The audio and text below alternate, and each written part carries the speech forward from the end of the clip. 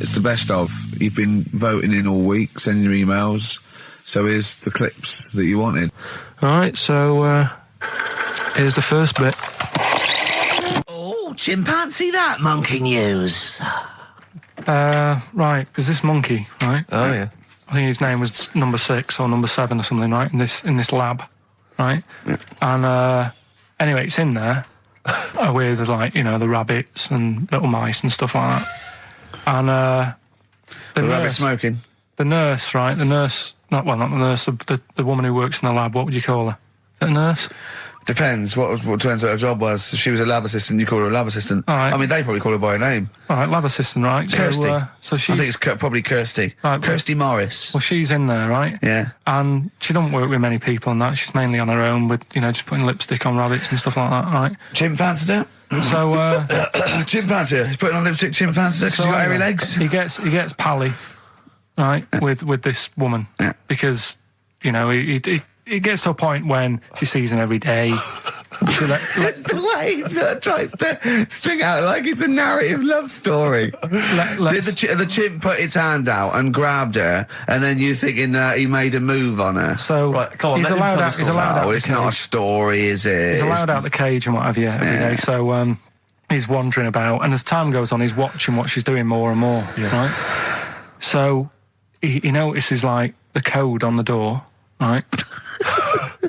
Right. Whatever, 247 or whatever. Yeah. He goes, right, I've clocked that, I've got that, I'll remember that, right? And then he goes, right, there's a lot of lipstick and that knocking about, a lot of makeup. Right, okay. No, there's no way. Finish. No, because Steve, you know what's going to happen. I know what's going to happen. So he's there. It's ridiculous. And he's going, well, if it's there, you know what I mean? So while she's messing about with the rabbit, he gets there, he's in front of the mirror, putting a little bit of lippy on. Right? I know. It's gone too far. No, it's gone too far, Steve. Right, your mic's off, Rick. He's finishing the story. So, turn mine off as well. It's gone too far. Turn him off. Just let him finish. Right, so the thing is, right, it's this monkey wandering about.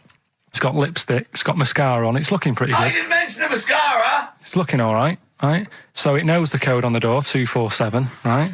So when she's sort of messing about with the rabbit, right, he goes, right, here's my chance.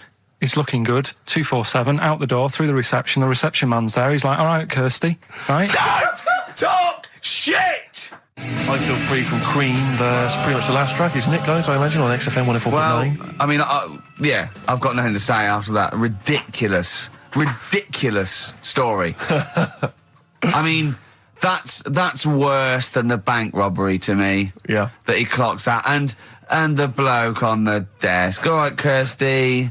Oh, you're 2 foot shorter and hairy. She wasn't a looker anyway. So. She wasn't a looker anyway. Brilliant. Right, you ready then? So, just in case you haven't heard it before, I'll give you some initials of a band or an artist. We're not doing Rockbusters now, are we? Yeah, I thought, well, we've just... Oh, no, we keep that going. Then we got... I love educating Ricky. That's my favourite thing now. Well, what do you want to do, Steve? I mean, let's do the clues. It's just like he's sort of bigged up the prize. And so this is only by email. Give the email address out now for people to write it down now, Carl. Right, it's ricky.gervais@xfm.co.uk. ricky.gervais@xfm.co.uk. Only entries on email. Yeah. You're going to get 3 clues. You've got to get them all right. And you win all the You stuff. win all those prizes you said. Okay, Carl, go on then. Right, and just a quick example, one of the first ones we did, it was like AK, and the clue was exploding pet, and it was atomic kitten, right? Yeah. So you understand how it works now. These are your clues. The first one, that army has got some nice trenches. That army has got some nice trenches. Excellent. Yeah. And the initials there are DW. Do you write some of the questions for 15 to 1? Go on. So that army has got some similar phrasing. Trenches. Okay. Okay. The second one. What were the initials there, Carl, on that person? DW. DW. Yeah. Right. The second one. The top of them curtains are all wrecked. All the materials all worn. He acts it out though. We've got to get him on telly. We have got to get him on telly because his little face and his gestures. That's the second one. The initials being HV. Okay. The top of those curtains are wrecked. All the materials all worn out. Right. HV. And the final one, here's the final clue. I was in Texas the other week, right? I tripped and landed on my knees in a puddle.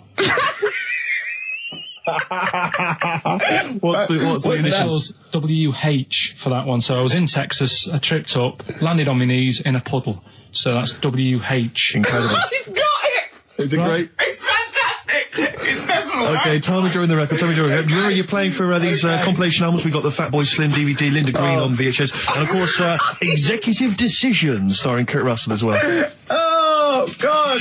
So, Steve, do you want to pick a winner? I've got a winner when you give us the answers. Okay, so the first clue was that army has got some well nice trenches. Yeah. That was DW. Who's that? Dandy Warhols. That's brilliant. That's brilliant. All right. It's good, yeah. The second one, the top of them curtains are wrecked, all the material is worn. Yeah. HV, that's Holly Valance. Oh, he got a phone call for a woman saying I haven't heard it, and he was talking to her off air, and she went, what is it? So-and-so said them's curtains. She went, oh, right. He said, you know the thing around the top of the curtain is a palmet, not a valance, and he went, cut her off. Yeah, but my auntie's always making balances on everything. I'll tell you about that next week, right? I'm looking forward to that. Right. Is this the one that farted for 5 minutes? Yeah, the very same. Yeah. Right? So we'll talk about that. I was in Texas, I tripped up, I landed on my knees in a puddle, WH, wet knee Houston, right? Wet knee Houston. Yeah. So, You're a maniac. So, who's a winner? We've got Pete, Catherine and Laura in Newcastle upon Tyne. They're listening online, I assume, and they're going to get Digital. those great places. And remember, they got loads of stuff. They got the DVD here. They got Linda Green. They got Stone Roses. They got another compilation and Executive Decision. No, like again, I spoke to you in the week, and I had much better things. Like when I tell you about Brian Blessed climbing Everest, and for some reason it made him it played havoc with his belly, and he followed through, and he had to clean up. Shut himself. Yeah, using ice and snow. Why are you telling me that Brian Blessed? In what way is telling me that Brian Blessed shit himself once in any way educational? Because I was saying how he was climbing Everest, right? Right. I give it to him. He's an actor and that, but he gave that a go. Yeah. Right. It played. What's the point of that? You'd say, wouldn't you? You'd say, God, he's you know. So he's all right. Me doing a boxing match for no reason is rubbish, but him climbing Everest and shitting himself, yeah, he did that. It's commendable. Right, and he's only going to go and do it again. He's going to climb it again. Yeah, but he might not shit himself this time. Yeah, but what's the point in going? Nothing's changed up there. Yeah, good point. Yeah, Where's you been? Well, it has. They've probably cleared it up by now. Like, but it's slip on it. I can't even read about Brian Blessed. Is it actually true, or have you libelled someone else? It was an interview with him in it. And what did he say? Oh, come on, what did he say? He said I climbed Everest and I played havoc with me belly. Let's talk about it next week. We've really run out now. Oh, you're a fool. I mean, it's mad. I was thinking about it the other day, right? I used to think I had quite a normal upbringing. You didn't. Right, and someone was talking Your about mother once told you not to go to school because it was windy, Carl. It was not a normal upbringing. The cat was being sick, so she shaved it, so it was easier to clean. Right, well, my mum and dad went on holiday, right, and I stayed at the Rosses down the road. Oh, yeah. Only a kid, must have been about 5 or something, right? And I was always running around in the house. I had a lot of energy as a kid. What the Rosses did, they had this cat that was dead violent, the most violent sort of angry cat I have ever witnessed. A tiger. It was honestly, Steve, if it was bigger, it would have been, because it was just always having a go at you. Yeah. If you went to pat it on the head, it went to bite you and stuff. And what they used to do with it, to stop me running around, I'd sort of be running around, and then I'd get a bit tired, and they'd say, have a lie down on the settee. So I'd lie down on the settee and I'd nod off. And what they used to do, I'd wake up and I'd put the cat on my belly. Right? So I'd be scared to move because it's like it's going to get me. But it would keep you there. It kept me there, and it used to sort of slaver on me, and they'd sort of, go out or whatever, and I'd be lying there. That's not normal, is it? Carl, sorry, were you created by the Brothers Grimm for one of their fairy tales? What kind of a life is that?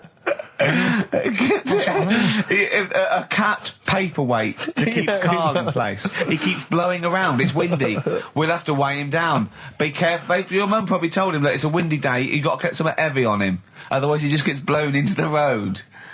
God bless him. Well, Carl, what are your thoughts? Why have you stuck it out here? Nothing better coming in, I thought. Well, I'll tell you why. Because you're always on holiday. You don't do a lot. You get paid, well, doesn't he, really? He's a moaner. He doesn't try and get on at all. He doesn't deal with people. He moans about everything. And, so he's... I'm alright, I've got my own little room and that. Yeah. Like a cage. It is like a cage, isn't it? And he can shut the door. If people walk past, he goes, shut the door. He doesn't want them looking in. He's like a miserable old chimp. We noticed today how much he is simian, isn't he? He's very strange, actually. We maybe should try and get a picture on the website, because Karl's arms are particularly chimp-like. It's very, very strange. Because he's got that he's got long downy hair. It's and not the like long extended knuckles. Yeah, and his totally round face that sort of the chin goes back and the dome of his cranium. I think, quite seriously, I know we sort of share about 98.5% of our genetic material with bonobos and chimpanzees, but I think he's got a little bit more. Yeah. I honestly think he's a little bit of a throwback. Just his line, they just kept to this sort of really the ugliest one in the cave and the tree, and he really didn't come out of it. I'm not saying you are, I don't think you are. Yeah, you're chimp-like. No, it does annoy me. My hair annoys me on my body and that. Because I've got like hair on my little toes and that. Have you? Then on the legs. Would you see your little toes? Can you pick things up with them?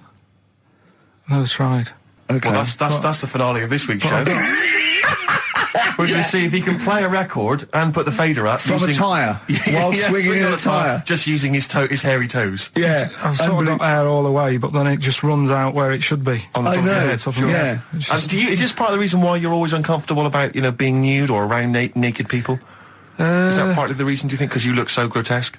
Well, when I'm on holiday, I don't really like wandering about without a top on unless like it's a quiet beach or whatever. Sure. So what would you normally wear? Need.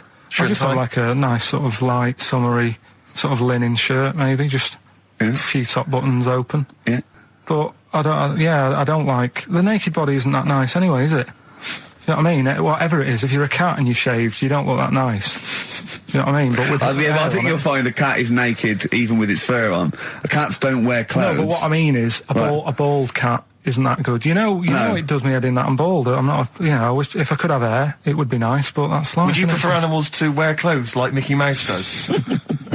Or Goofy? You know that I don't like nudist and all that. We've done it. But don't you think sometimes you could sort of like maybe fancify it a little bit? Like if there was such a thing as an ape salon, and there isn't, Karl. There isn't, right?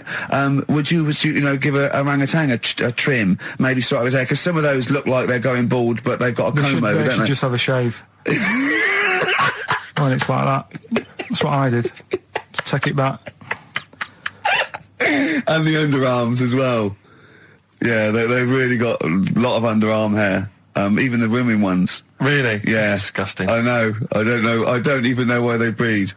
I don't know how they laid some of those horrible old hairy ginger orangutans. Yeah, they are particularly grim, some of those. I know, yeah. The big ones. I know. Ginger ones. Yeah. They can't be happy, can they? What is that?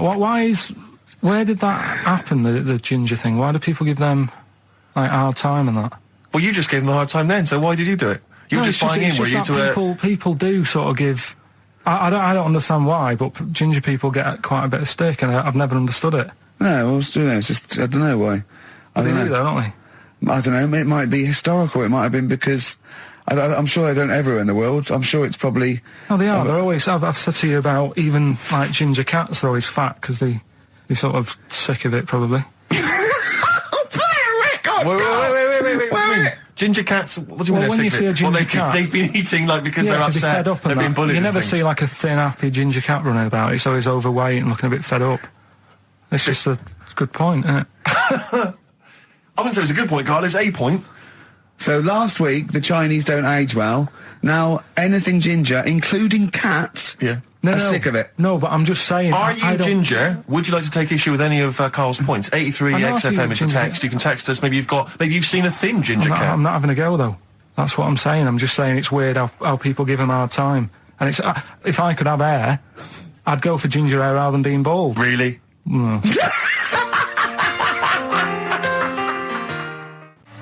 That was Radiohead, and they're there. We're not here, all right? Pre-recorded. Coming up is one of Karl's little things. Enjoy it. I've got that feature educating Ricky, which is a bit of a play on words as well. Right? Do you know the film, Steve? Educating Rita. Yeah. I see what you've done. Go on. I'm doing that, and I teach Ricky stuff. What do you teach me, Carl? Well, I've got a few different topics. Go on. Do you know, like how you taught me about Hitler and Che Guevara and Winston Churchill? Mm-hmm. I'm going to come in with topics every week, and this week I've got Ghosts. Hanging bacon is one of the topics. Say that again. Hanging bacon. Hanging bacon. All the titles. Francis Bacon. No, all the titles are sort of named to sort of tease you and get you more interested in it. Hanging bacon. Well, you've certainly intrigued. Go on. What's another title one? Hairy Chinese kid. I'd go for that one. If there was a university degree with that title. Yeah, no, I'm going to go for hairy Chinese kid, And I the think. final one, Yeah. Alien gives man a beard. Right. Alien gives man a beard. I am going to burst. Right, listen, Carl, you've got to tell me. Right, first, let's do it in reverse. No, we're not going to do it now anyway. What do you mean? We've got to do it now. I mean, this is the first interesting thing you've said in an hour. Okay, the listeners have just been subjected to rubbish and mistakes and everything for the last 6 months. Please, we've got to do Alien gives man a beard. What is that? Tell us that. Right. Sorry, this is just you telling me something, is it? This feature is you telling me something. I'm teaching you something. Educating Ricky. Huh? So are we playing it now? We're already into this feature. Well into this feature, are we? Yeah, I suppose we are, yeah.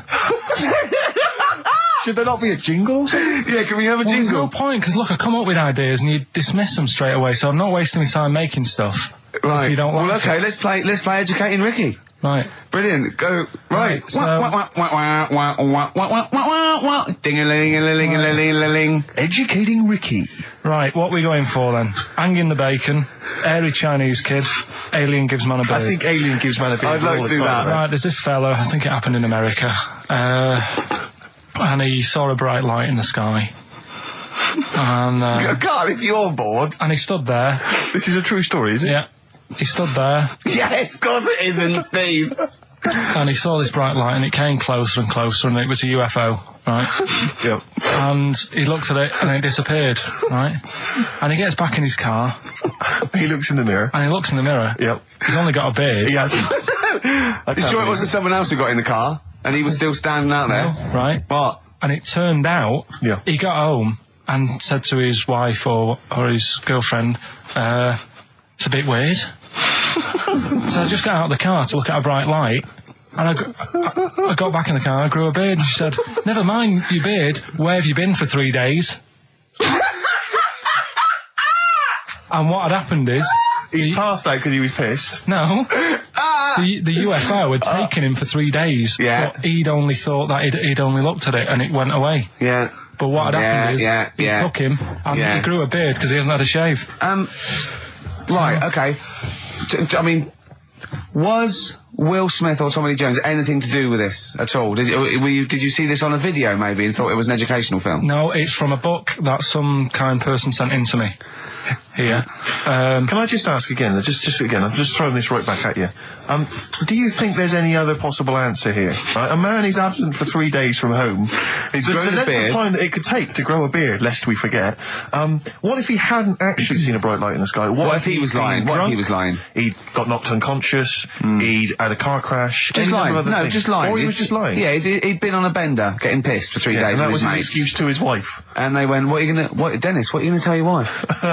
Well, wait a minute. Wait a minute. You're not going to believe I was out with you, lads. Just say you're only away for a minute. No, I wasn't away from it because of the beard. Oh, yeah, look, it looks like you've been out for 3 days. Well, we have. That's Exactly. right. Okay, we've got to cover that then. Alien abduction. Great one.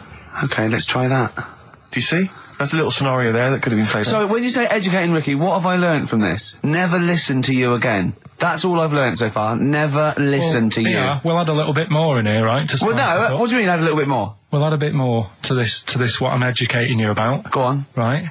There's only a law in America that says if you touch a UFO, you're going to get done.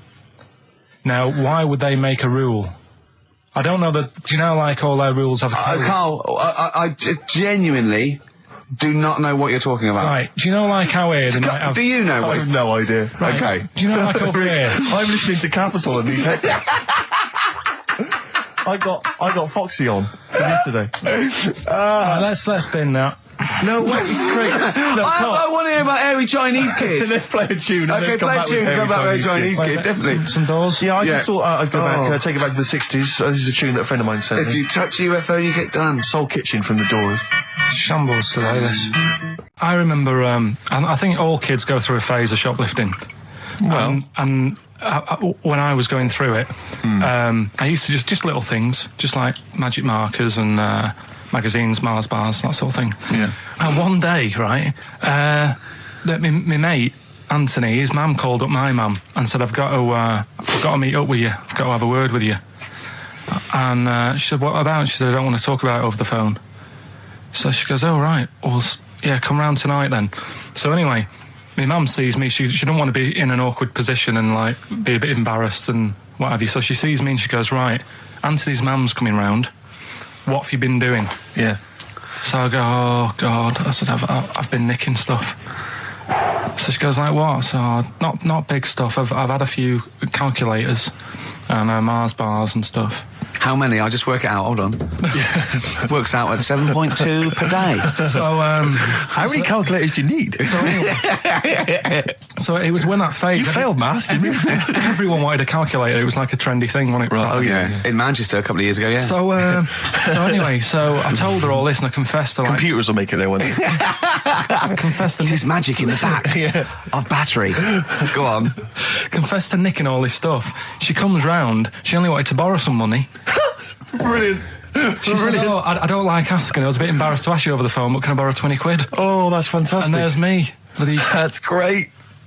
And it's similar sort of thing to yours. And did you... And he went, hold on, I'm going to work out the interest on that. I bank 10%. She'll owe you £4.40. Yeah. Oh, dear. So your mum was a loan shark. yeah. And did she mention She went, that you did stuff with that other... Because what I'm saying is, presumably you got your mate in trouble. No. Right, you didn't. That's great. Anyway, should we have some more music? Because we've been waiting for hours. What are you going to play, Carl? We've got the Cooper Temple Clause lined up. Brilliant. And the story, it's all sort of, you know, how he's been pushed about by his wife. That's not literally.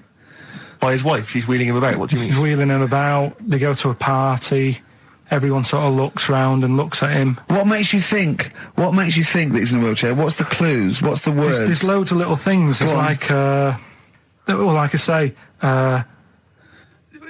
something about his wife walking around with me and all that. Well, of course she is. She's pushing him about. But walking around. If someone said, "Oh, she was walking around with me," I'd think they were both walking around. There's a few. But that's not.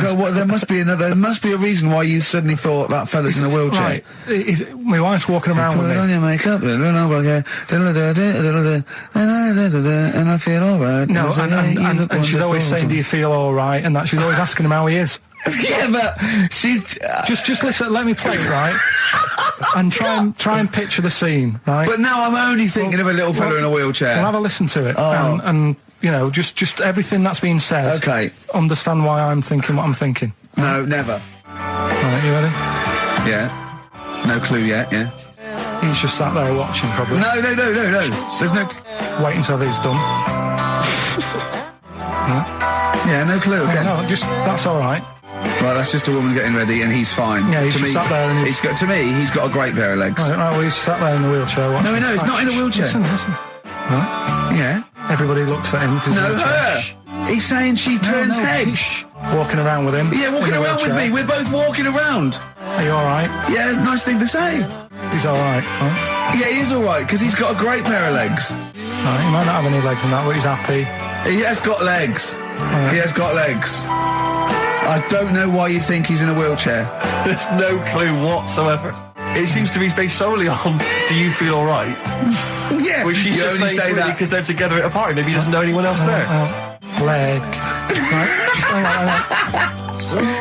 on. So he can't drive. Because he's drunk, probably. He's had a great time. He's been dancing. Puts him to bed. Because he's drunk. Wow. Is he, though? He's turned out the light. His hands work. Is that it? Yeah, there's no clue. But the thing is, that's what I'm picturing. But that doesn't mean it happened. You picture people that are half man, half moth. It doesn't mean it's possible. Do you know what I mean, Carl? What you think is usually not true. Suzanne is totally right. There is no reason. I have never, ever thought that Eric Clapton was singing about a little fella in a wheelchair. And the one clue in that, there's two, isn't there? Are you all right? Well, let me say that, little cripple. Right, and, I'll give her the car keys. Oh, well, why is she driving? He ain't got any legs. Pushing him around and that. No, pushing him around. Well, so we'll do one more next week then. Oh, that's a wonderful, wonderful clip, and a great record that preceded or followed it, I'm not sure. But, could I make some dedications? Yeah. Because I, last week, just before we had to come in to record this, I popped out trying to get onto the tube, and I had a nightmare because there were millions of protesters, so-called protesters. Now, a lot of them obviously doing good work. There was one fella, I think you'd have appreciated it, because I know you are very politically active, and I think this guy has really studied hard, and he's realised the best way to make his voice heard on the international political stage is to ride around on a tricycle wearing a jester's hat. He was really shaking up the bloody government. I wouldn't want to be George W. Bush about now. Not indeed. Once he sees that. Once he sees that guy. Most of his aides rushing in and going, George W., look at this guy. Where's that? That's in London, England. Okay, call off the forces. Is that a large tricycle? Yeah. Is he wearing a nappy? Get me Colin Powell. Why'd you call him Colin, not Colin? It's the way he likes it. Don't about. Just call off the troops. There's a in a jester's hat. All the troops off. Just bleep some of those bits. Can I just ask Carl how he got on over Christmas? Because the last time I spoke to him, you hadn't bought a present for your girlfriend. I had to say I was on tenterhooks all Christmas. Well, you changed it. After that show, I felt bad, even though I shouldn't have done, because... Because you hadn't bought your girlfriend a Christmas present? Yeah, but I said to you, I booked a table at a hotel in Covent Garden, had Christmas dinner there, which was nice, right? It's good food and everything. Didn't feel like enough to me. Well, then I went out and treated some stuff, and then... No. A couple of days before Christmas, he went, I took Suzanne to that hotel we're going to go to for Christmas dinner. We had tea and cakes. And I went, oh, you treated her? He went, no, she paid for it, but I was just showing her what it was going to be like. That was her extra treat. She paid for it. I love that. Brilliant. Yeah. Well, it was a dear. It was like 150 quid for a meal for two, which is pretty dear. So I'm not going to buy her cakes as well. All right, love, have anything you want. You pay for your own pudding. I'm not mental. Yeah. So you treated her to some other stuff. Yeah, some bits and bobs. What, so she chose them and you paid for them? What, the presents? Yeah. No, you chose them and she paid for them, but you know, it's the thought that counts. I got them on the way home that Saturday. Well done. And what did you buy? Shops. Well, just some bits. It might be personal, Steve. Well, I don't care. Just some bits. Yeah, but bits and pieces. Leave out the personal bits. What bits? Just little things. And then yesterday, right? A monkey wrench and a new washer for the shower. Yeah. Some recordable CDs that you need for your job. Oh, dear. Now, when you gave those presents to her, did her face light up? Right. I don't want to tell you what they were, right? But she wasn't that impressed. You're going to tell us what they were now, tell us what they are. You even know what they are, she told you, on Christmas Day. Hold on, wait a minute. But it doesn't matter what they are. It does matter what they are. It doesn't. It does, Carl, it's you, mate. Of course it doesn't matter. Oh, God! Have you just remembered? Yeah! Right, but there's no need. I've got to tell him, Carl. I really want your permission, because I don't want to be I know it's not, but we know it's not that embarrassing. It's really quite sweet. Yeah, but in a way, right, the way I look at it is, right, Christmas, even when I was a little kid, right, is not... Please let me tell him, Carl. Well, let me just tell you first, though. Let me tell you why I didn't go all out on the old present front. All right.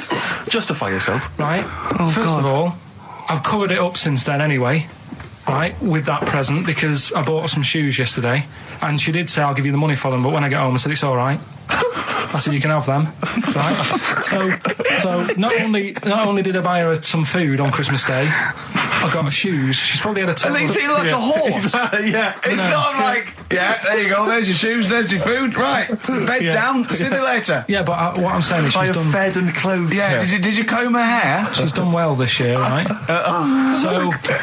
The thing She's is, done well this year. It's like you're a single parent living on a council estate with a smack problem, and you still managed to buy them some Lego. when I was a kid, right, it wasn't about what you got.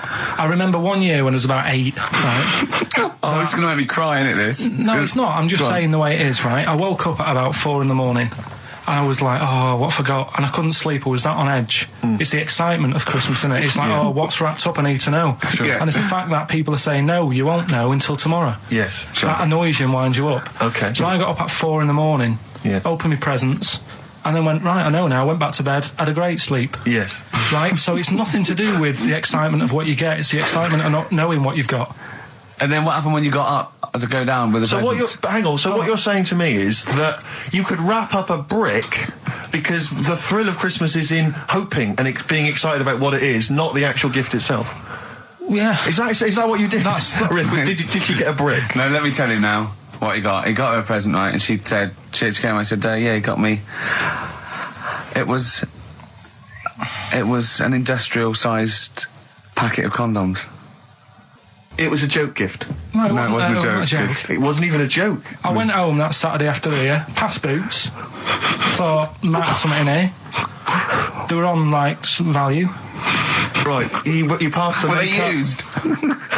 Right, but anyway. The makeup, you passed all the other... Past the feminine makeup, stuff. past the lovely vanity cases. Yeah. The foot spas. Exactly, Yeah, the bathroom Oh, hold on. How much are these, love, for 100? Yeah. $4.99. Yeah. Do I get them reduced if I buy in bulk? So how many did you buy? What was it? I don't know, probably about 100. Right, okay. And is she allowed to use those with anyone? Did you wrap them? Can she just go out and have a wild Well, time you with don't need them? to. They're already wrapped, aren't they? Oh. And then what did she say when she opened them? No, wait. Carl, what did she say? Right, play a record and we'll come back to this. You're worse than my father. That's genius. Me and Carl went out, right?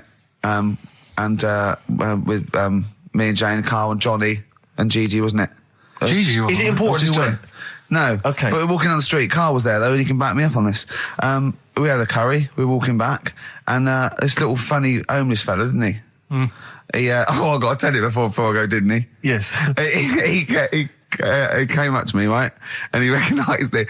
And he came up to me and he went, he said, I've just nicked 5 of your DVDs from HMV. And he shook my hand. He was so happy with it. And I went, right, excellent. He went, all I do is I just swing the bag over the top. Like that when I'm going out, and he had a bag full of DVDs, didn't he?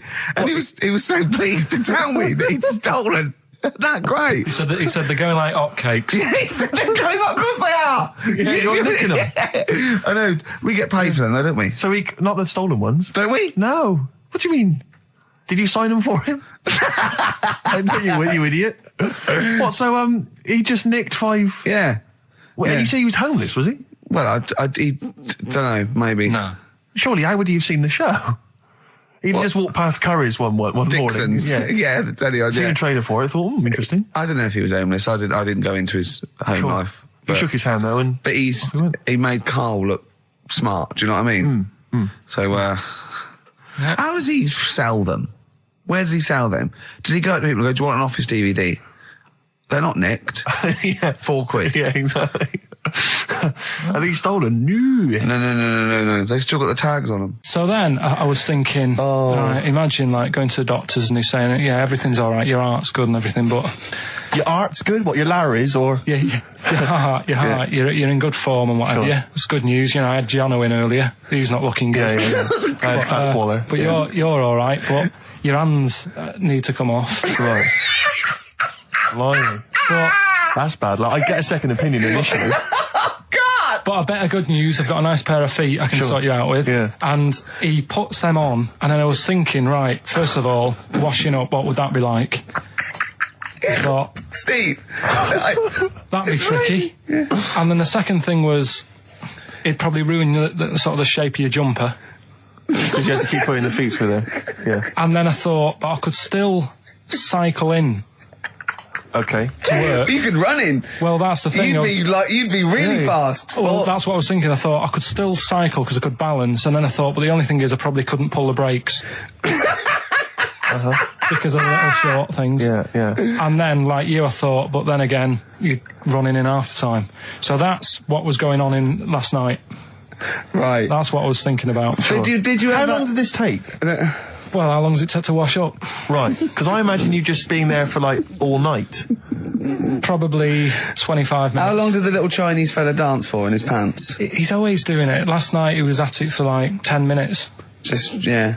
And his girlfriend never sits in the same room as him. She's always sat in the bedroom. She's going, you dance in pants again, I go in next door. Well, she was in the bedroom. She's always in the bedroom, sat on the floor, on the mobile phone. Right. All the time, yeah. It's weird how people's lives are just like, it's like that Groundhog Day thing. It's like, you know, he's jumping about in his underpants. The old woman's sat there reading a book. Yeah. And that's what got me thinking about my life. Do you think she ever Are goes... you sure she's not dead? Every time you look down there, she's just flicking through it. She's just reading this book. The pages never turn. She never seems to finish it. She never moves from her chair. Are you sure the Chinese Her girl's cats going... are dead around her.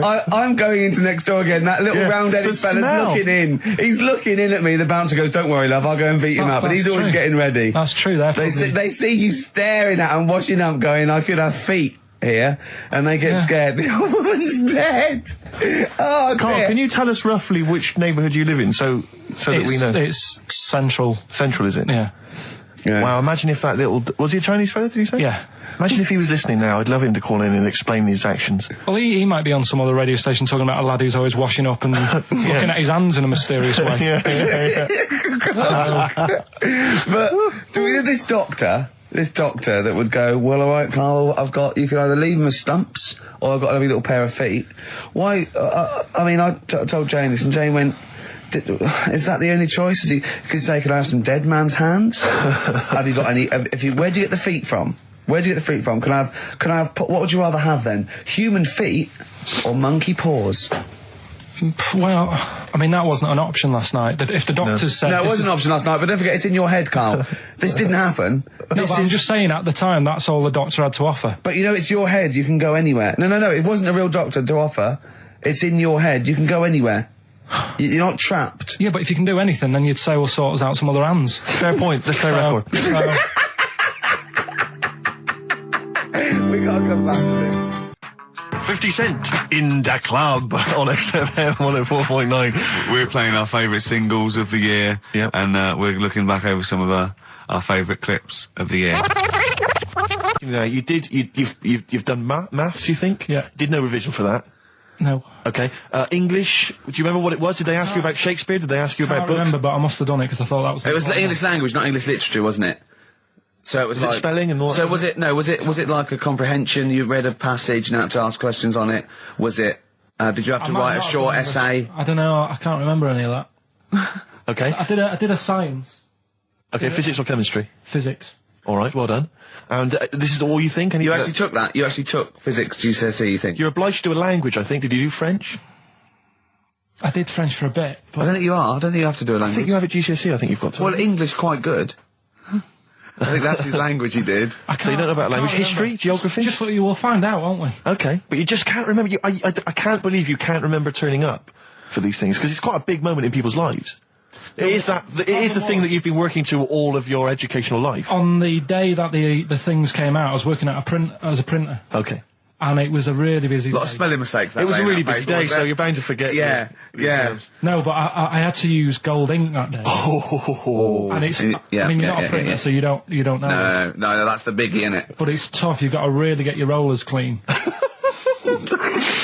Carl, play a record, mate, and good luck with the exam results. Hopefully we'll have them for you by next week. It's time to give Carl... You're actually nervous. I'm a little bit nervous.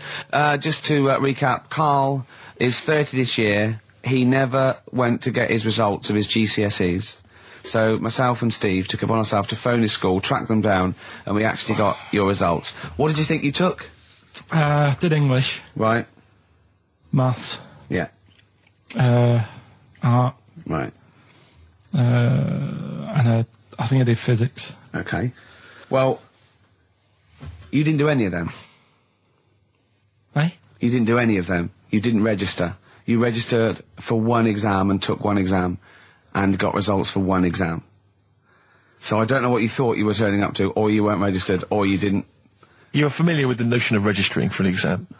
You have to kind of officially register in order to be eligible. What do you mean, register? I turned up for a couple. Yeah, you can't just show up. You have to register for them. You have to pay this because it costs the school money, so they have had to have paid for you if they thought you were going to pass. You can't just turn up on the day and ask for some paper at the front. I never got a letter telling me that. Well, that's because you were never at school. But you did somehow register or registered for one exam. You registered for history. It's a topic that you've always been interested in. I was saying to Ricky before, World War II, I loved it. Not the actual event. No, the but study just of it. all the stuff like, about the Anderson shelters and stuff like that. Yeah. And the bombs and that. And then when I took it, it had nothing to do with that. It was more about the Tudors. So the Second World War didn't come up? You mean there were no questions about the Anderson shelters? Nothing. That's devastating. So what are you expecting the result to be? is that it? Yeah, it's the only one you took and registered. As far as the school is concerned, or certainly in it's the terms only of one what that they told counts. us. It's the only result. It's the only one that counts. Yeah, you've got. Did you register for yours? Yeah. Yes. I've got certificates and everything. So what, do you do that before the exam? Do you have to go somewhere and sign something, or? Yeah, you don't check your results and then decide if you want to register.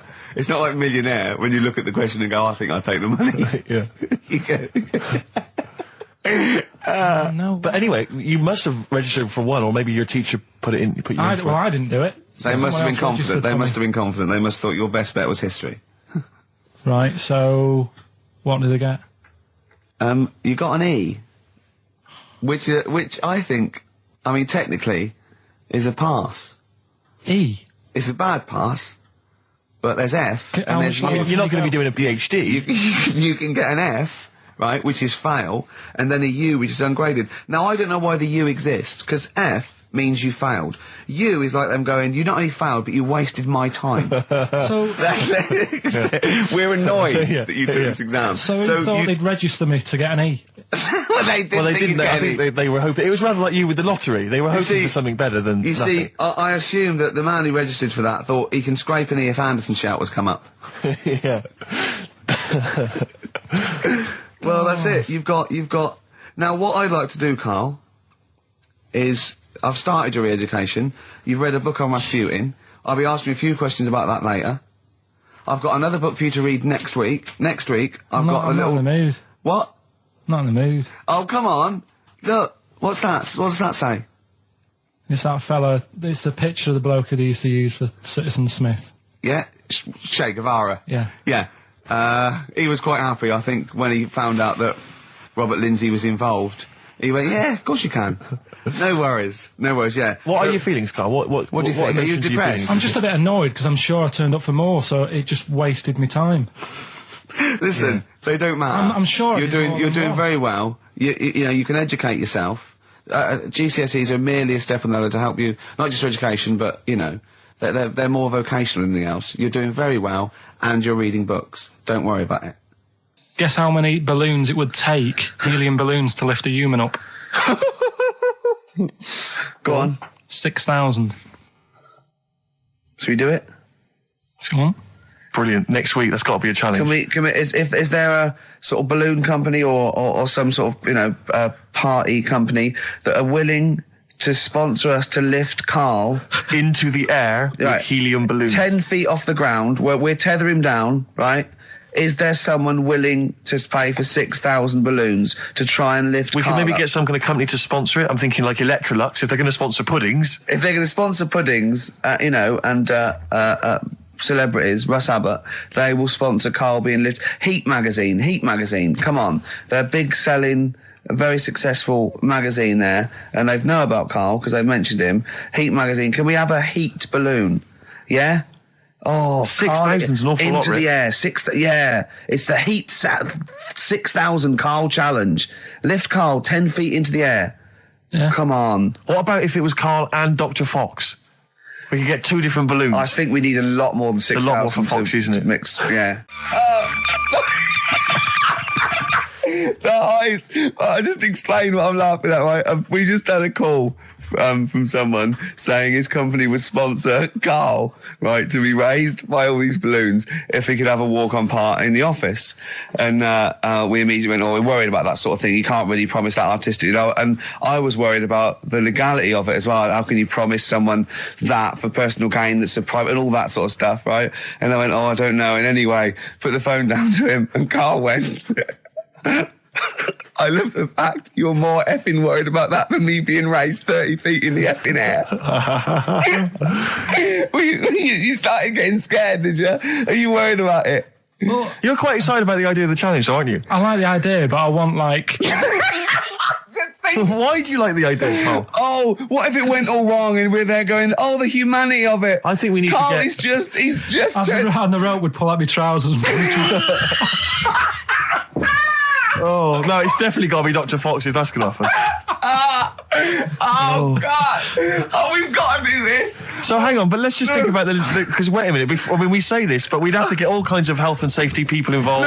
No, we wouldn't. Of course we can't just start raising it in the air. No, you're allowed to do it on private land, aren't you? Look what happened to the Hindenburg. No, but I was just saying there was lots of people died. Listen, look, all we do is we get someone, right? But what if he gets loose and he just floats off into the air? And he meets his magpie that he lost. He used to peck his grifter. Balloons. His balloons. So I'm so excited about this. Listen, we've got to do this. No, but please. shut up a minute. Let's just stop and think about it. It's Right. 60,000 balloons. Look, no, it's not. It's 6,000. But 6,000 balloons, that's a lot of balloons. No, it's not. No, it's don't not. be silly. For 6,000 sponsorship, people pay for... no, listen, it's worth it. There must be a company out there that'll pay for this, just so we can film Hang it. on, is there not an easier way of just getting one big balloon? Then the challenge is there's no challenge. No, then. it's got to be. It's got to have people coming up and hooking balloons. It'd be like Buckaroo, and the person who puts the balloon that actually raises him 10 feet wins a prize or something. So hang on. So what we've got each person with like 500 balloons. Yeah, That's mad. Can you imagine how many balloons that is? That's ludicrous. 6,000. Yeah, That's an awful lot of balloons. I don't know. There must be someone that could do this. Oh, look, people have walked on the moon, for Christ's sake. We can raise Karl Pilkington with some balloons. Yes, but they had a NASA budget. We've got XFM behind us. Yeah, but balloons. Yeah. Balloons are cheap. You can get about a pack of 25 for about 150. Right, fine. No, True. Yeah, the helium though, Karl. You can't just attach yourself to a pack of balloons. No, but What, you think we blow them all up? with helium, Right. off you go. But then we can do something with the balloons, can't we? Like release them afterwards. Oh, we'll release them back into the wild. Brilliant. As a sign of peace. Fly, my pretties, fly. Listen, Be free. I am so excited. I've not been so excited about, and when I thought that Robin Ince was going to stay in my cupboard for £1,000. Look, we've got to do this. 6,000 balloons. I don't think it's going to happen. That's an awful lot of balloons, and I just don't see how we can tether them all to Karl. He's a small man. No, but because you have them at different lengths, don't you? yeah, exactly. Karl knows. Can you think about the logistics of this? Oh, someone must know. There must be a company. There's a bloke willing to do it. I know he doesn't know the technology of it. He's willing to sort of stumble. And What so- if a company just has access to helium like that? No, we can do this. Come on, and London, someone's done Londoners. it was on the internet already, so someone obviously has done it. Yeah. So they didn't say, we can't get hold of the balloons. No, they probably worked it out, didn't they? Karl, you're more excited about this than anything else, about your education, about your exam results. it's You're so exciting. excited. And we'll have a little rope. We'll be like flying a little kite, a little Karl. We're like, let's go, Karl, what will you wear? Like a one-piece jumpsuit? Yeah, it'd be lovely. With sponsorship all over it? Oh, it'd be great. You look like Jackie Stewart, and just as you go up your little face, oh my God, I'm not going to sleep until this is done. This is the most exciting thing ever. Only 10 feet. 10 feet, yeah. And We we'd need some kind of rope to sort of tether you to the ground. We don't want you sort of flying off. This is going to be great. And he'd have a little crash helmet and everything, and little Dee boppers on the crash helmet, like he's a little flying ant. Definitely. We give him a little, oh my God, can we give you an outfit like little wings and everything? Can we paint your face with like children's paint? I'm not Yeah. doing all that. Why? Oh, because that would be silly. Oh, please, Karl, do this. Do it. We'll do it for charity. We do it for charity, yeah? All right. Yeah? Oh, this is We'll do it for children in need. Please, just phone in if you can help us. Lift Karl up 30 feet. Let's say 30 I think feet. it has to be a decent... Yeah, it has to be a decent Well, height. is there a world record? Because we want to break that if we Yeah, I want to break that. What is the world record for raising a man by balloons? Yeah. Okay, so listen, let's just finalise details here. We've got... I'm so excited. Email address, ricky.gervais@xfm.co.uk. Ricky.gervais@xfm.co.uk. What's the number? What's the number? The number, Karl? 08700 800 1234. Lift again, Karl. give it again. Lift Karl. 08700 0700 800 1234. Sponsored by Heat Magazine And or something. maybe even if you've just got an idea about how we might be able to organise it, how we might be able to get it done, if you've got contacts, anything, just get in touch, give us some information. Oh, that'd be great. Carl, we're going to try and get Carl in the air. Anyone that can help us, take him up with helium balloons. Our friend Johnny Mango called again. And apparently the record's 11,000 feet. Carl is getting a little bit nervous. Yeah, the world record is 11,631 feet raised by hot air balloons. Yeah. How tall's Canary Wharf? It's 11,631 feet. Exactly. I don't know, Carl. Is it how much higher? It's a long way. More. I'm not doing that. Because I'm like 6 foot something. Yeah, think of that. Just look at Steve. All right. Yeah. But you can change your record. You could say, well, the sort of balloons are the one with Mickey Mouse on it or something. Yeah, could I just Change it say slightly. something? That man did 11,000 feet, but he wasn't naked. All right? Come on, Carl. Your 30 feet will be the world record for naked ballooning. Yeah? Think about it. All right, it's for charity. Well, thank you for listening, everyone. We are going to raise Carl. And after Carl said, and just to think, my teacher said I'd never be a high flyer. So this is your chance, Carl, to shine, to fly. Steve. It'll be brilliant. 104.9 XFM, hello. I'm Carl. Ricky Gervais and Steve aren't here. So we're playing through some of the best bits. I say the best bits. It's the bits that came across first. I mean, I'm not wasting my time. I'm a busy man. You know what I mean? So here's another bit. Carl's getting very excited, as we all are, about his new. Should we let him do a little taster for us? Well, I'm very excited about it. I mean, So the gist of it, what is it? What is it exactly? Right. Is it a game show or is it a competition? It's just I just thought it's something that you can play, and also people at home can take part in it. now, would they phone in about this, or they can just play at home while they're listening? They can just play at home. Okay. You mean we haven't got any prizes? No, there isn't. No, I think we could get him to phone in, maybe. Well, I don't know. Let's hear the game idea Yeah. first. Yeah. Right, it's music related. Okay. Good. And what I do is I sort of tell a little story, Okay. and that story makes up a song title. All right. Well, it sounds ambitious. So Is it a cryptic clue? could be. Say like this, right? Oh, dearie me. Oh, dearie me. Say like this. Right. This woman, right? She's pregnant. You know the answer to this one, so don't be saying anything. This Okay. is just aimed at Steve. Okay. Right. This woman has a baby. Yeah. She's pregnant, has a baby, and the doctor's there in the hospital, going, "Oh yeah, you've got a lovely little baby here. You told me that this is. Oh, this guy. Got a lovely little baby. It's just coming out now. You'll be able to see it in a minute, and it's like covered in gunk and stuff. Yeah. And he's going, yeah, it's nearly here. It's coming out. I see its little head and that, and he gets hold of it, and it's full of all this gunk, right? The baby's full of gunk. Yeah, like the Covered in gunk or full of gunk? covered in it. Right. And he goes, here you go, get hold of your baby, and he drops it. Right. What song's that? There's so much irrelevance there, Steve. I can't tell you. It's not a cryptic clue. It's not a cryptic clue because only. I mean, the gist of it is relevant. That isn't the best one. That's just Right. I mean, there's things there that you were dwelling on and thinking of pun. Don't just go for gut instinct. What was it? What was that? Right, How was- I just need to try and get the basics of this. There's a woman, she's pregnant, she has a baby. Yeah. The baby's covered in gunk. Yeah. Right. And because of the gunk, the doctor drops the baby. Yeah. And that's all I need to know. Yeah. That is all you need to know. Yeah. The pregnancy is largely irrelevant. Okay, what are the key elements? It's the birth and the doctor dropping it that are the irrelevant. The The relevant birth thing. and the dropping of the baby. I've absolutely no idea. I can't even begin to guess. Think about what's happened here. Oh, Carl, She's had a isn't- baby. The doctor's trying to deliver it. He's saying it's a nice little baby you've got here. This is all irrelevant. This is all irrelevant. Right, let me tell you this. So just to be fair to Steve, so he can get into your mind. Right, this is not a traditional cryptic clue, logical problem. Or this is Carl. What song am I thinking of? Right, that is Underworld, Born Slippy.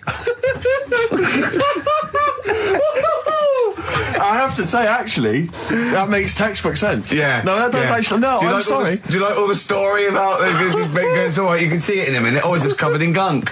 Yeah. No, I agree. There is some extraneous detail, Yeah, but I have okay. to say, Yeah.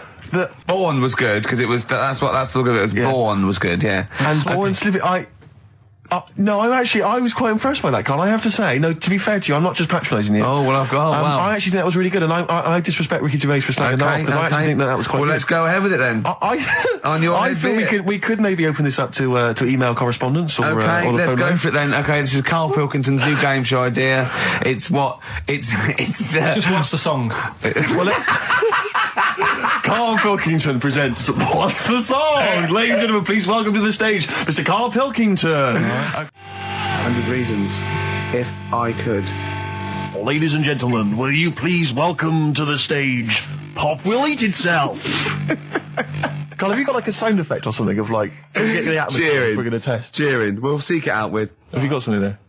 Have a look on there. I'm just looking in the NME for the kind of forthcoming gigs of the smaller known bands, and it might be a useful place to just begin the. Ladies and gentlemen, peoples around the world, will you please welcome to the stage Chumba Awamba? Have you got a sound effect? We got one. Nice, yeah. Ladies and gentlemen, will you please welcome to the stage the Parkinsons? They're playing in Leicester this week, so look forward to that. That's a good plug, isn't it? Let me see who else. If anyone wants to pop down to Leicester to see the Parkinsons. Ladies and gentlemen, please welcome to the stage Cyclefly. Okay. Oh, there's a genuine one here. This is someone. Simon's emailed and he says, "Will you just test this name for us?" Okay, Carl, if you can. There you go. Ladies and gentlemen, will you please welcome to the stage Coach? Not utterly convinced. No, it's not too bad. It's not. I'm worried about the sound effect. We start to sound like Chris Moyles or something. He's a top broadcaster. Everyone loves him. Losing weight as well. He is hilarious. funny man. Just there's one more coming here. I'll just check this one. Ladies and gentlemen, will you please welcome, this is Chris in Oxford, ladies and gentlemen, please welcome, Meanwhile Back in Communist Russia. Is that a band? I assume so. I assume it's his band. Yeah. Steve, I will play great old tunes till the cows come home. We got to give them a little bit of Dandy Warhols and Air and Athlete. I know that, and they're great, they're good, right? But I wanted to play a Cat Stevens song, but I thought I'd better not, because I've, play that a little bit. And we quite like resurrecting old reputations, don't we? People like Elton John who had bad faces, or David Bowie. People whose names now are largely laughed at in the serious rock or people circles. that people might not have considered. I thought Cat Stevens, oh no, Rod Stewart, I thought. Was he Rod Stewart? Many people now are thinking of the leopard hot pants and the ludicrous hair. I think I'm sexy and all those sort of old stadium sort of disco things, but he wrote beautiful tracks from Maggie May and I thought, hold on, two birds with one stone. What about a Rod Stewart song written by Cat Stevens? Wow. Is there such a thing? The first cut is the deepest. Let's hear it, Rick. On this album as well is The Killing of George. Georgie Part 1 and 2, remember? About the gay bloke. Georgie Boy was gay, I guess. His favourite song. Carl's favourite song. Yeah. Right? And I was going, oh yeah, I remember that, yeah. I said about, and I said, did not intend to take his life. He just pushed it when he gets mugged and killed. Do you know what he said? I was sitting outside, I was singing, he went, well, as I said, they go out too late. They go out too late? He meant gay people go out too late. He went, no, they do. I went, what do you mean? He said, well, they're always out, they go out or when people are coming home. He said, if he'd have been in bed by 10, he'd still be alive today. That's a sobering lesson. And he went, there's one that works here and he's shattered every Monday. Oh, if you're gay and you're listening, just be in bed earlier. Go out when sensible people go out. Yeah. You're right, we're not on the continent, Carl. If you're gay and you're not in bed by 10, go home. Yeah. I don't get it. I'm always looking at stuff. I was looking at stuff this morning because of Yora Geller last night. eating all that funny food and that, and also they all got a bit scared last night, didn't they, with a snake? I didn't see that. So is this I'm a Celebrity, Get Me Out of Here? Yeah, he got all worried about a snake getting on the sort of wandering about in between the sleeping bags and stuff. Yeah. And they were all scared, and it's so easy. Leave it with me. Sorry, the doctor says, leave it with me. Leave it with me. Well, they were all scared because there's a snake, and it's so easy to find stuff out. Before they, where are they? Where is this jungle? Australia, I think. Before they went, give it half an hour on the internet. I found out with snakes, you don't need to worry, right? They're deaf, they haven't got any ears. Right. So as long as you're really quiet, it'll probably leave you alone. Yep. And also, they don't have eyelids. So they were suggesting if one's coming towards you, just like kick sand in its eyes. Because it can't blink and it leaves it a bit like annoyed and it wanders off. but they didn't do any research before they went. Yeah. And that's I think your knowledge would hold you in good stead. I don't think you need to know any more than you know. Okay. It's not his fault. Let me have It's Not His Fault. You've got to save this. This has got to teach me something. It'll be an interesting story. Right, it's not his fault. This fella... Yeah. What year? Ages ago? Olden times? I'd say in the 70s. Okay. Would you? Any evidence for that? And, does he wear flares in the story? Right, Is that your reason? No, it's a bit like Yuri Geller, this fella, right? Where he's electric. He's electric. And if he walks past the telly would fizz. Uh-huh. If he walked past the radio, it all goes like that. Ooh. His hair stuck up all the time. And he'd be having a bath and everything would be all right, and then the power would sort of switch on in his body, and the electric in his body made him jump out of the bath. So... What do you mean, so? What is that so? What does that so mean? You've given us nothing. You've given us nothing. You'd have to at least give us the scientific explanation. Yeah. Electric eels have 400 volts in them. Oh, is this the running away again? What was that one called? Yeah, but It's not his vault. But there's a reason. Not his fault. It's not his fault. I thought it was going to be something about. I think we should do these the other way round. I think you should tell us the story and then we'll hear the pun. It's not his fault. It's not his fault. Right, let's leave it. Play a tune. Forget it. Educating Ricky. Bin it. We're not doing it. No, we are. I noticed the other day when Karl was sitting on your knee having his picture taken. It's a long story, right? He's got a completely spherical head. It's slightly too small. I'm not being funny because, I mean, you know, I'm not perfect. But he's got a completely spherical little head. He looks a little bit like a baby hamburger. You know Hamburger off McDonald's? Sure. He looks like a little baby hamburger. And it's sort of quite put upon. Suzanne thinks a lot like that thing in that Dulux advert. Do you know when the woman pulls the head off that? That little plasticine morph type. And then they make a new ad for it. And it's like a little head. Really? And that's your girlfriend saying it. I know. I'm getting excited now because we've had loads of calls and emails, not only backing me up, but going a little bit further. Apparently, Johnny Mango called in again. He's become our sort of official researcher on this show. There is evidence that Queen Victoria in Balmoral, with a young house guest, Winston Churchill, used to consume cocaine-filled lozenges. Mm-hmm. So there you go. Also, MDMA was a precursor of sort of ecstasy, a derivative, and that was big in the day, giving soldiers, you know, a little pick-me-up. So it's not so mad, is it? It sort of makes sense because he was into his speeches and that, and they say that coke gives you sort of, you know, the balls to stand up and say like... Not that that's a good thing. And no, it's not. No. Definitely not. No. Right? But apparently it makes you confident, doesn't it? So you can stand up and say, you know, we're going to fight them on the beaches. Yeah. And all that. And sound like you mean it. It's exactly, yeah. When he was sort of like, you know, a little bit pissed up with his cigar on, coked off his tits, he wanted to fight. He didn't care where it was. He'd fight on a beach. He didn't care. He didn't care if he got sand in his new trainers. Exactly. He was boozed up. Yeah. You want to fight. Yeah. That's why he was coming hard. He was very much, you got to think of him as the Liam Gallagher of his day. Yeah. Oh, dear. Bad. Are we allowed to talk about this? I mean, I don't mean in terms of referencing drugs, but are we allowed to... Is this like libelous to Winston Churchill? One, you can't libel the dead. Yeah, but two, it's a lot... Is that only in America, I'm asking, and we're not saying, you know... Two, I think you'd probably going to do also a fair comment. Three, we say we were joking. Yeah. 4, it's a satire. Yeah. 5, we love him. 5, we're not condoning drugs in any way. 6, this is Dermot O'Leary's show. I didn't have a go at him anyway. I said he's all right. If there's any law against Rasputin, we might be in trouble. Law against Rasputin. You did willfully Raspute. Yeah. All over the airwaves. You did slag off Russia's greatest love machine. Yeah. You didn't shoot him till he was dead, did you? Oh, put some poison into his I'll tell you wine. this, if there's any other historical questions that people want answered, then we're the men. Because really, with the three of us, our knowledge of the fact that the Hindenburg was filled with helium, the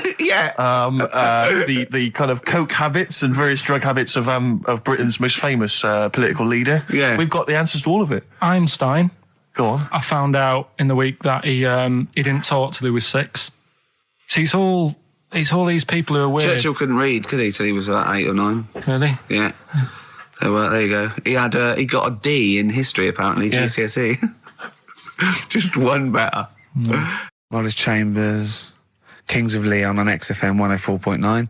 I'm Ricky Gervais, with me Steve Merchant and Karl Pilkington.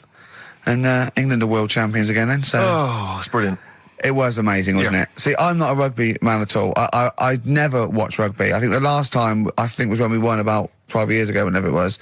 And I got into it last week because I realised we were doing so well. I watch England win anything. Yeah. Do you know what I mean? I don't care what... In fact, I wasn't into war when I was little until I realised we were so bloody good at it. We are really good at it. It's brilliant. But, yeah, fantastic. Yeah, it was great. Right, that's the rugby thing over. What next? That's it. That's all I've got. That's all I had today. It does steam me. Sometimes I watch it and it does remind me of when I play rugby, because one of them will boot it down the field and then someone will catch it and boot it straight back again. Yeah. Which is essentially how we play rugby. I was made to play rugby. I had to play rugby. Yeah.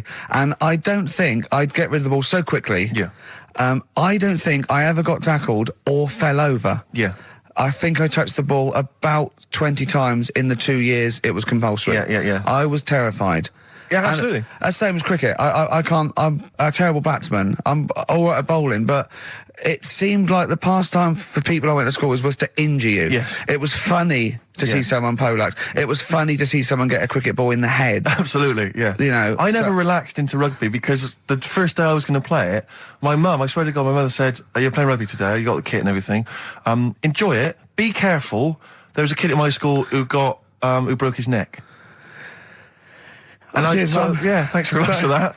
See you later. So we just went to school absolutely Man, one thing, broken neck, is that or did you get better in a couple of days? Oh, No, you can find your wheelchair. No. Enjoy the game, though. Yeah, no, it was absolutely I was just petrified from that day. See, on. at least American football, you know, Got helmets. the padding, the helmets. Yeah, but anyway, no injuries, thank God. Thank goodness. So, well, I tried to play rugby, but it's awkward when you've got glasses. I don't know, there's something about you didn't really play with glasses on. Yeah, of course, I couldn't see anything, could I? I couldn't see anything. How else was I going to play? Oh my God! And so you're bound to be cautious, because inevitably you're a bit more cautious when you've got glass next to your face. You were the tallest person on the pitch as well. Yeah. I mean, you were when you were about 14, you were probably 6 foot already, weren't you? Yeah. And everyone else was what, 5'2"? Yeah. So you were towering above them. And with glasses on. Just with the glasses on. And you've got pretty cool glasses now. Thanks very You've much. had a bit of a makeover. It's like Trinity and Suzanne said, first thing to go, the glasses. Sure, sort them out, yeah. Yeah. And presumably you used to have those National Health sort of bottle. Pretty much. Yeah. Is it true? You've never been able to mosh at I a tried to concert? mosh. Because I've always watched people stage dive in, moshing at concerts. I've always thought that looks like brilliant. You know, when they ride above like a everyone's wave, heads, like they're surfing across on someone's heads. And so everyone's like, yeah. And I always wanted to do that because I'm a big rock music fan. And the only time I did mosh was at Rage Against the Machine. I tried to mosh at Rage Against the Machine. I love the idea of a band called Rage Against the Machine. Yeah. Aimed at a man with glasses who Yeah. won't mosh. Well, it was at the Reading Festival, and I think the lead singer, I forget his name, he went, can I just remind everyone that racism and fascism are on the rise in Europe again. Let's not let it happen. What did you do? And we all cheered, obviously. I mean, if there's one thing that guarantees a cheer at Reading Festival, it's down with fascism. And what did they do about it after the concert? Went back and... went home and had a cup of tea? Probably, I don't know what they got up to. They didn't go to Europe then and try and stop... I don't think they got involved politically in Europe. I think they just continued to rage. Against the Machine? Yeah, mainly. but largely in America, I think. Sure. I tried to mosh, and I got moshing, and glasses flew off. And I remember, because we were playing away, you know, you do what you tell me. And I was just going, careful! I dropped my glasses. Can we be careful? Loads of kids in hooded tops. Yeah, exactly. Just going mental. Yeah, and they're all jumping up. So I was can we just calm down for a second? Let's not be silly. Yeah. It was absurd. And I had to kind of, scrabble around on the floor, and thankfully they were okay and they didn't get broken. So what couldn't you do then? What do you mean, what couldn't I do? What, at school? Can you not see without glasses? No. I mean, it's like that you couldn't do anything. It's a blur. Really? It's a blur, definitely. God. Yeah, it's like being kind of punch drunk or whatever. So yeah, you can't play sports when when you've got glasses. But why not contact lenses? Because they're not strong enough. No, they seemed a bit fiddly. Oh, brilliant. Bit of Lou Reed. Is that what you want? Yeah, Satellite of Love. Classic. A retro cut. Lou Reed, with a little help from David Bowie there in the background.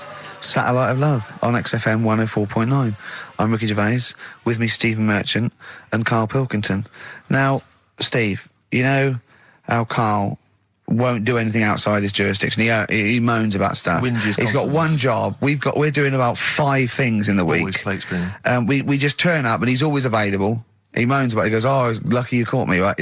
He's chatting. He's one of those people that whinges enough and people think he's overworked. So he got Mondays off, right? He's just a whinger. Yeah. I haven't got Mondays off though, have I? Yeah, well, anyway, 2 hours on a Saturday.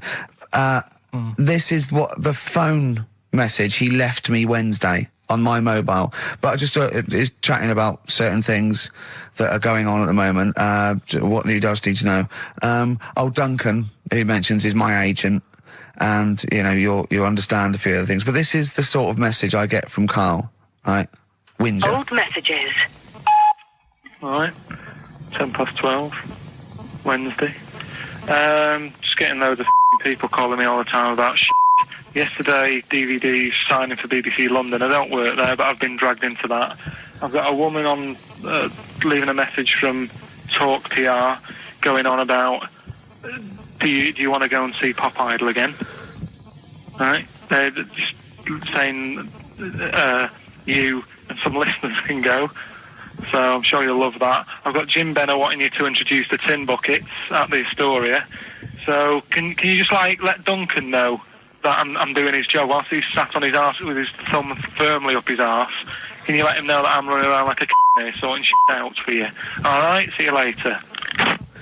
Message left at 12. Do you know what I mean? I know, but that's the kind of phone message he's leaving. Do you remember who he was before you... But he's even annoyed that he gets a phone call. I remember he got a phone call for you to do a voiceover and didn't pass it on. You missed a voiceover. That was thousands of pounds. No, I did pass it on though, I told you. You said someone had phoned. Yeah. That's not good enough. But who's that? Well, she didn't say, and I didn't ask. But Of course it's not my she job to do said. it. She didn't say. Rubbish. So you didn't take the number down?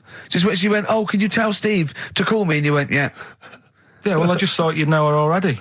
I should have known. It was a woman, so I should have known. He's having a go, you see? Unbelievable. I don't know how it's come back on me. You're the one who was picking on it. Yeah, exactly. I'm saying. I'm defending. Why is he having a go at But you? he never picks on Ricky because he knows you are his bread and butter. Seriously, do you know what I mean? The only reason he's got Mondays off is because you're still doing this show. Yeah. That's why he's scared of you. That's why he's he has a go at you on the phone, but he always picks on me because he knows, I'm a pushover, I'm a nice guy. He's scared of you. I can't believe I don't know how it works. Is that true? Steve, I'm always sorting you out. I look after you. Sorted you out with tickets. I sorted you out with lager I got out. you today. Why are you picking on me? What do you mean you're sorting about tickets and lager? What's this? Right, whenever you want tickets. Yeah, sorry, I don't want to use this as moaning time and that, because I don't like to moan. I'm busy and that, right? I've sorted you out tickets for gigs. Yeah. Right? What somebody doesn't even turn up to.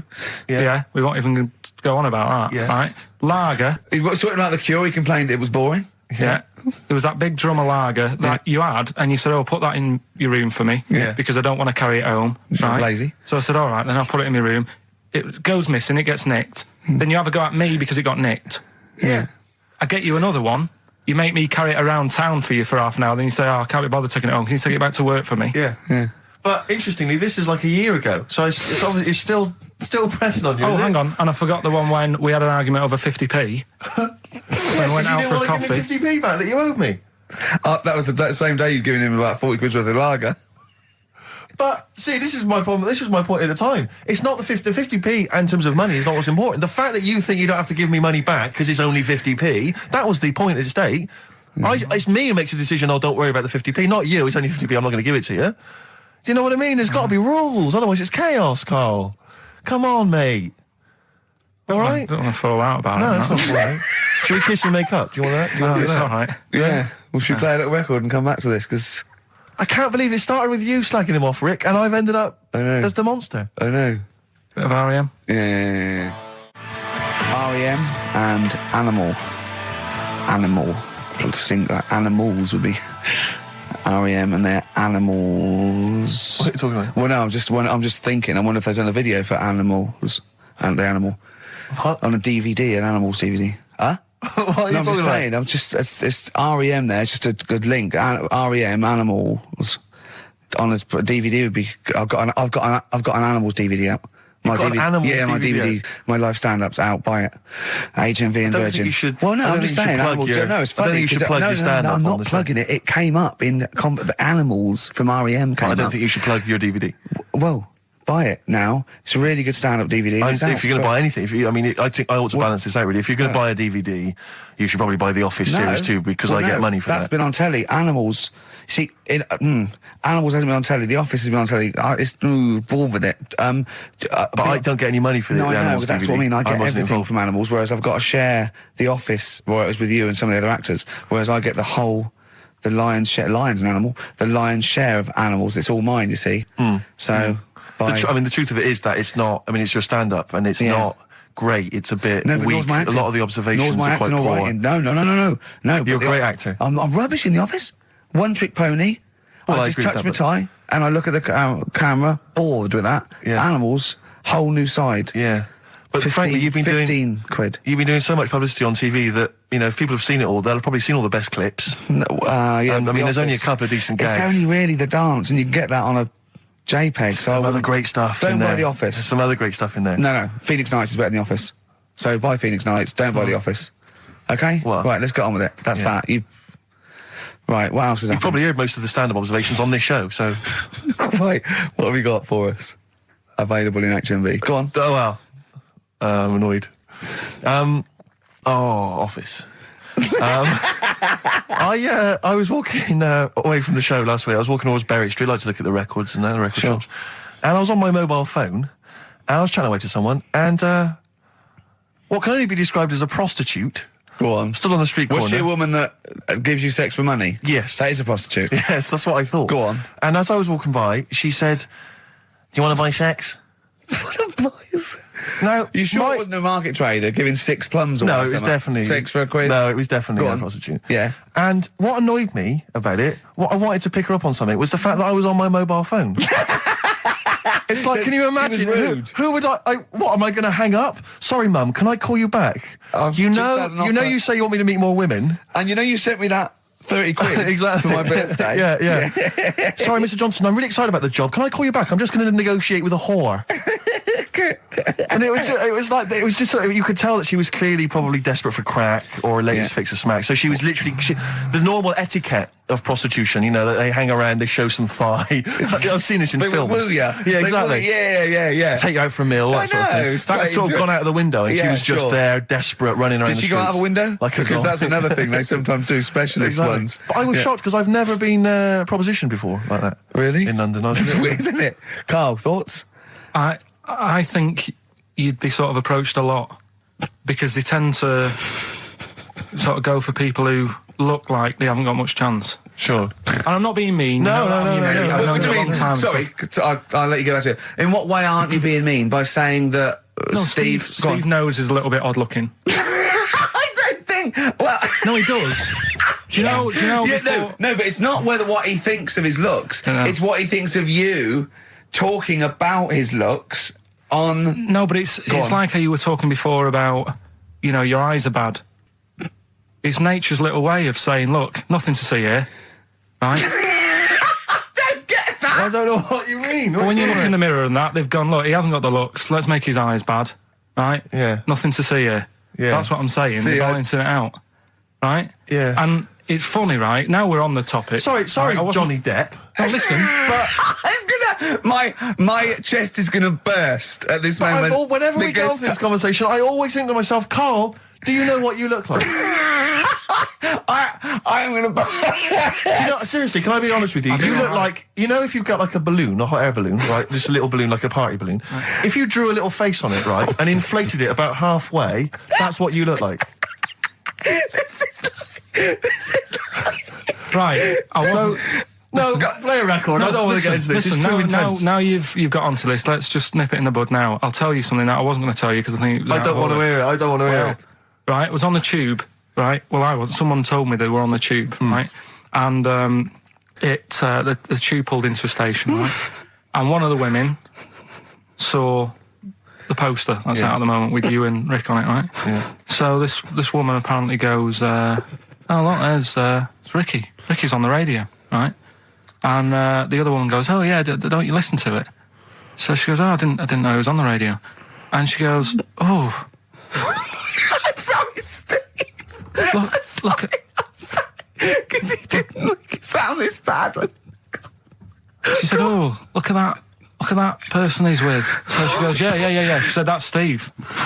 She said, I was sort of aware that he looked odd because Karl mentions it on the radio. Yeah. So it wasn't as much of a blow to me, but I can see how it was a bit of a shock to you. Yeah. So that's weird, isn't it?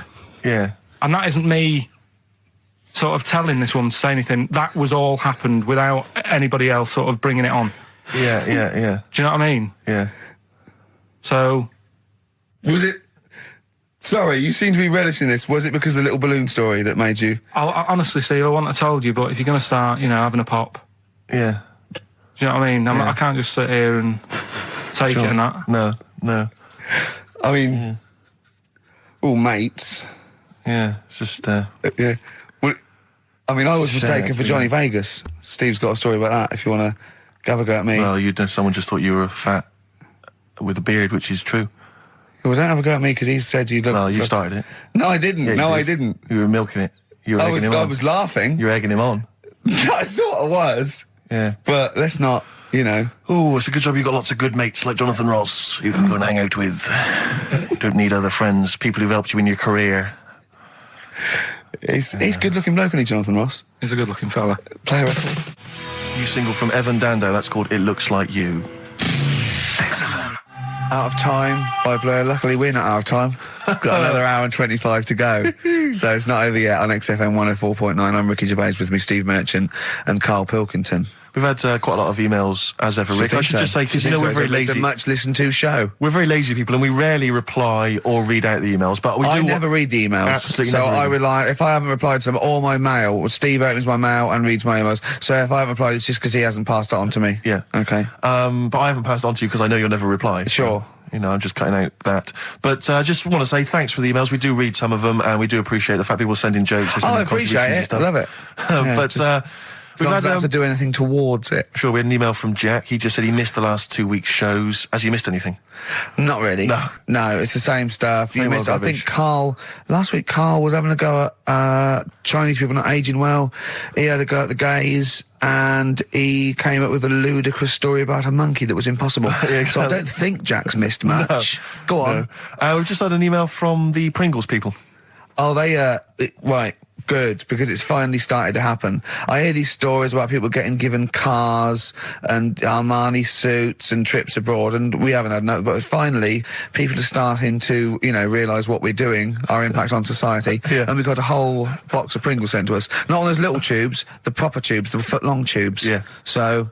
and what have they said? Well, the Pringles guys they want have them said, back. No, they've said they like the show, and if you want more Pringles, give them a call and they'll send you I more want Pringles. more Pringles. Yeah. I bloody love Pringles. Yeah. Pringles are... The thing about Pringles is, they're Moorish, right? Yeah. But how would I put it? You know the sort of thing when I open them, Yeah. and by that when I pop, Right. yeah, I have to eat the. Well, okay, how can I put this?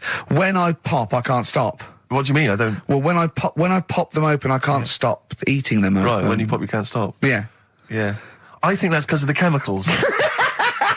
I think that might be the reason. But they're good chemicals. They're good chemicals. They're the best chemicals. Pringle chemicals. They're not bad chemicals. Like Lovely. you're using chemical warfare. Yes, I want some more Pringles. Yes, what else do they more do? Pringles. It's interesting, actually, you were saying that like other people, like Kylie, I imagine, would get given sort of maybe sexy underwear. You got Robbie Williams where he gets the Armani suits. You get sent the crisps. Yeah, Which seems appropriate. Yeah. Oh, but it's nice to be sent. Anyway, Go on.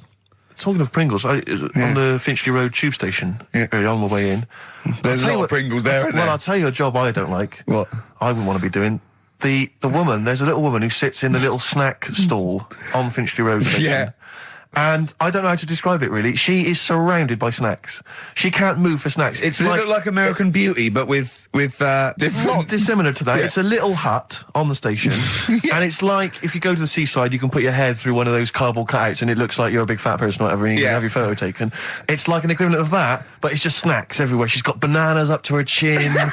She's got chocolate coming down to her eyes, crisps either side of her. She can't move. She can't do 360 degrees. She's like packed in there. I don't know how she gets in there. I think they put her in there first, and pour in the bananas. Yeah. And then they go pour in the nuts. She has 2 hours of makeup before they exactly, yeah. dressing her in there. Because I'll ask for something from the fridge, and she cannot turn her head to see. She has to go by feel alone, just to feel the fridge and get stuff out and pass it. And often I'll say, that's not what I wanted, but she can't. You've got to let her off. It's extraordinary. Dear. But there's no music playing. Does she have to sell her way out of it? Exactly. If it's a slow day, she's stuck there till the next day. Yeah, it's like a world-breaking attempt. Yeah. Oh dear. That's Finchley Road. So if you're on Finchley Road or just want to pop down there, have a look at the snack woman, because it is. It's how always does she amusing. get refills though? I don't know how it works. I don't know how she goes to the toilet or eats. I don't know what she does. Yeah. But God bless her. That's one of the jobs you wouldn't have. That's jobs I would not like. I've always worried about working in one of those big photocopying places. Sure. Because it's just that constant taste of toner. Yeah. You know what I mean? It's so dry, and I just imagine going to work with a hangover. Yeah. 8 hours in that sort of I think it's environment. those jobs where what's the best that can happen that day? Do you know what I mean? The photocopying shop. What's the best? Well, they probably have interesting things, like people going in and photocopying. Porno mags. Can I have 30 copies of my art? Right, yeah, exactly. Yeah, I couldn't make it to the staff party. Yeah. But I wonder if I could do that in here. Yeah. Carl, what job wouldn't you want to do? Well, any job. You're a lazy... You're joking, aren't you? I've done loads of stuff. I'm quite happy now doing what I'm doing. Yeah? You look happy. I think You sound happy. Yeah, I mean, calm down. You on drugs? I'm all right. Are you on happy E? before England have won and that. I'm happy What? for them. Yeah, go on, happy for them. I'm happy in that. Yeah, what do you mean happy for them? We are England. Happy for us. Yeah. I mean, we didn't play. I did very little towards it. No. It was mainly Johnny Wilkinson. Yeah, I and the barely other- contributed. Switching on the TV was about as much as I did. Exactly. And shouting, come on! Yeah. Talking about jobs and that, though, I was reading the other day about, rubbish jobs that people have had and I stuff. haven't got time when I'm at work, man. I just get on with it. I'm like Squiddly Diddly. Fingers in pies, different jobs. Go on. Do you know Ivor the Terrible? Ivan. He, His Russian. Yeah, that was the Welsh fella. It was bloody awful, but not as bad as his Russian cousin, Ivan. Go on. He had a fella doing some work for him, right? This fella built his house. After it was done, right, the terrible fella was like... fella Ivan. He was going, oh, it's brilliant, you've done a good job there. Yeah. I don't want you to build another one like that. Took his eyes out.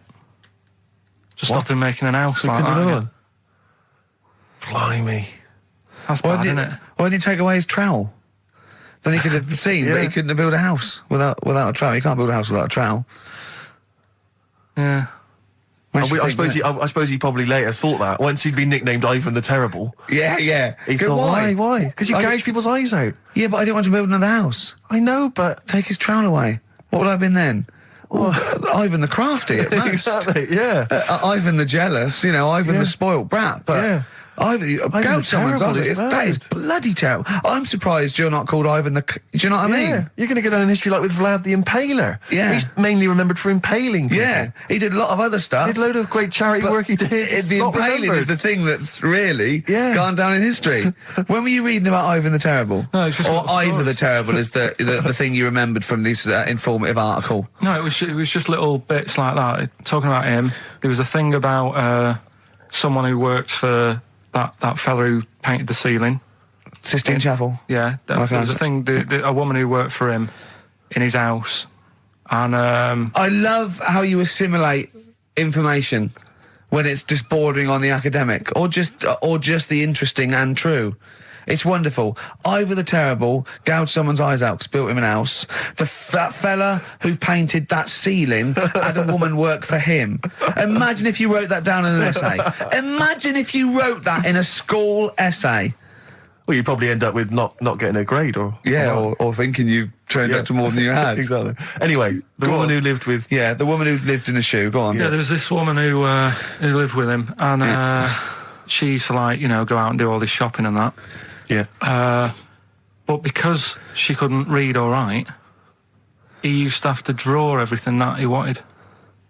Why couldn't he just tell her? I don't know. No, wait. That's an excellent point. Could she talk? Yeah, but if it's a big list and that, loads of different coloured paints. But why and couldn't stuff. she draw draw on a piece of paper? Why did he have to do it? Because he's a better drawer, isn't he? That's the point. That's it. That is. We were just looking for the logic of the story. You found it. You've done it. Play a record.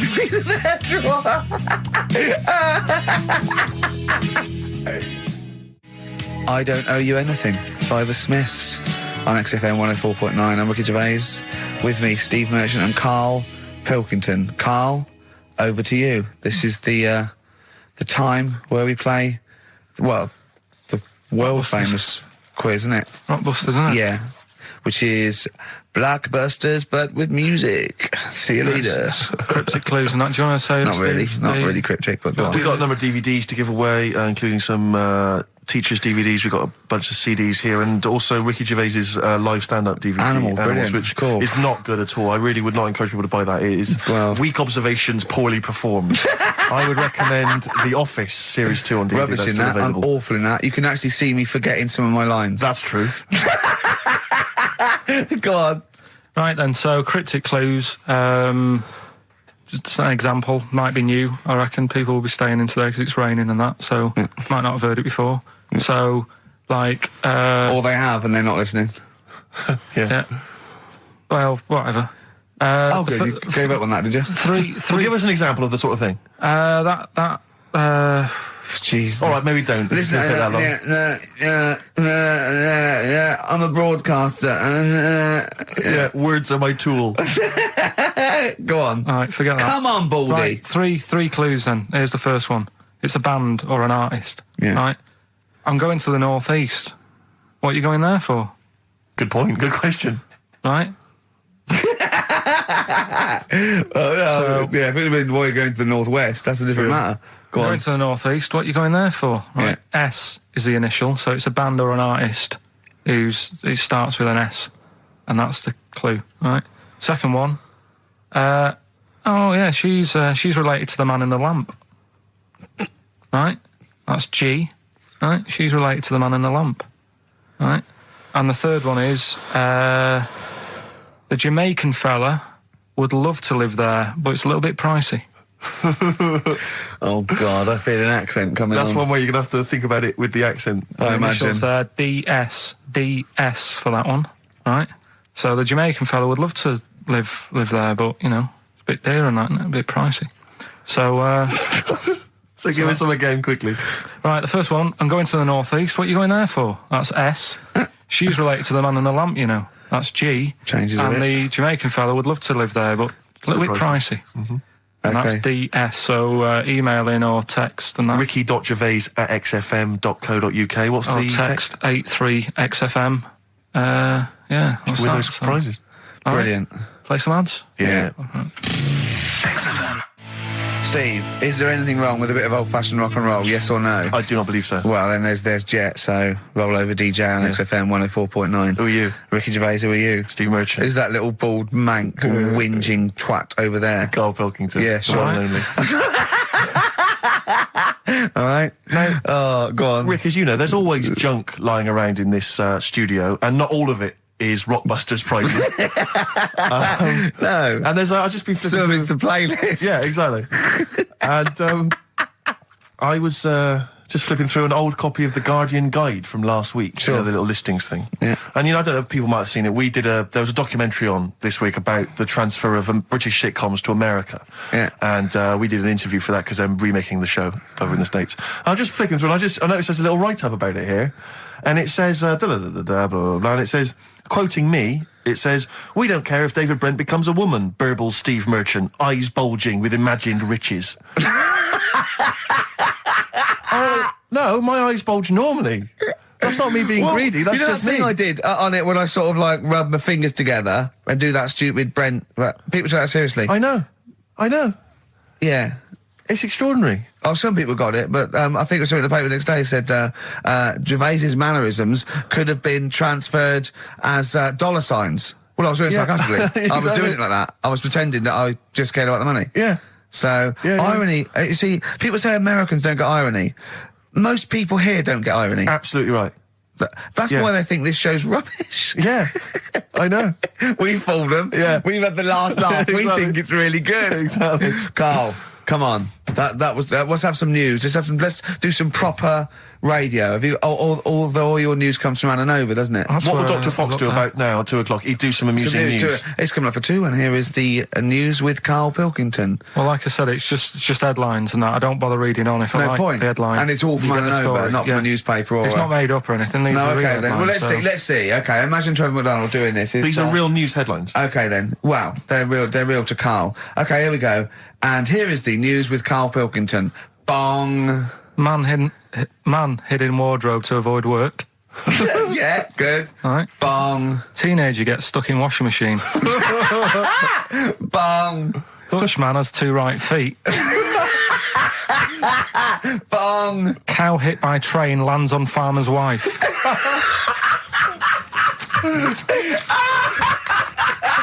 That is the real news to you, isn't it? That's brilliant.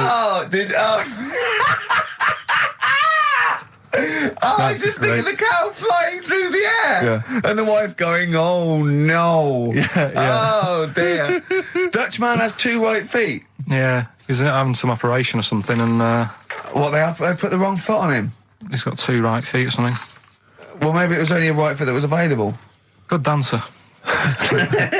Yeah. Oh dear. What else? In real news, I followed that thing with it was that fella that got into the palace when Bush was there. Right, an undercover journalist, Yeah. I mean, it would have been a problem if he was a terrorist, but it's sort of like, and as the palace said, all our tests are to expose terrorists, not journalists. Yeah. I just think it was no big deal, really. Yeah. I think it was much more big a deal for Well, I the think it journalists than anyone else. It's like, well, okay, all the journalists in the world can pop up as long as no terrorists get in. Yeah. We're all right. Exactly. Yeah. A bloke just got through a terrorist. No, an ice cream seller. Yeah. That's all right. Then. It was like they're waiting hand for finger. I can't believe it. It's Baz Bammingboim from the Daily Mail. Yeah. And I think that's Gary Bushell. That's fine. That's fine. Don't worry about it. Yeah. But it was just that all he did wrong though was just lied on his CV. Well, I think he did. But everyone lies on their CV. Of course. Everyone Actually, gives references. I don't think I've ever done a CV. I tried to lie. I did one once when I was at UDO and I was an events manager. I applied for a job at Radio 1 for events manager. Didn't even get an interview. Yeah. So I just stopped the CV lark. Sure. And I just, The one knocked back and that was exactly. it. Yeah. No, yeah. So You've lied on your CV, have you, Carl? Yeah, loads. Yeah. It's just it's like someone from Little Britain. Yeah, no. Yeah, loads. Yeah, go on. Come on. there was one Radio, when come on. there was a job going at Granada. In fact, this isn't even lying, and I still didn't get the job. Go on. right? But Well, you Granada, don't get a job just because you don't lie. It's not. Have you lied? No, you got the job. Yeah. No, but there was they ask you loads of stuff, don't they, that you think, well, that's got nothing to do with the job. I don't know why you're bothering me, asking me certain stuff, right? Qualifications, things like that, yeah. Yeah. But, well, it was languages, Yeah. right? What did it say? It just said, put your name, put your address, languages, right? And, What? Oh, yeah. And I You don't speak any other languages, do you? well, I just thought English, quite good. You didn't. No, I did. Honestly, asked Suzanne. I think you told me this before. Did you really put English quite good? Yeah, honest to God. Didn't hear back. Well, you know what they meant now. That you know what your error was, don't you? Are you fluent in French, German, Chinese? Yeah, but I didn't want them to think I've got loads of big words and that. Do you know what I mean? Well, I don't use loads of big words and stuff. No, they There's meant. no Do you point. speak any other languages? It's any other languages, Carl, not the They one assume your that you native can language. speak English because you're filling out a form. Yeah. Oh, well, it's like language is none. Yeah. They assume you can speak something, and they probably think it was English. And to put quite good when you are English. Yeah. English is your first language. Yeah, I'm quite good at it. I see your point now. It's true though, isn't it? I'm not sure quite good is accurate. No, poor. English, weak. poor. Weak. You didn't get the interview, no? What did Suzanne say when you told her you'd put that? She just laughed. It was Really? too late. It was too late to do anything. How's her hair? Don't want to talk about it? So she's off today, so It's all right, is it? Oh, she's listening, you mean? she's at home today. But it's probably all right now, isn't it? Because a bad hair day, it doesn't last. It'll be nice. It'll be a little nice, not today. You're scared of her, aren't you? No. I mean, I don't want to... You've learned your lesson that, you can't talk about people like that. because it upsets them. Well, plus I can't do it all now because we're doing Pulp Fiction later, and it sort of involves her head. So Brilliant. So let's... Excellent. There's me thinking that you're being considerate. Yeah. All worried about... You don't want to use up the material until later. Play a record. Wild is the Wind by David Bowie from Station to Station on XFM 104.9. Adverts. XFM. Travis. Beautiful occupation.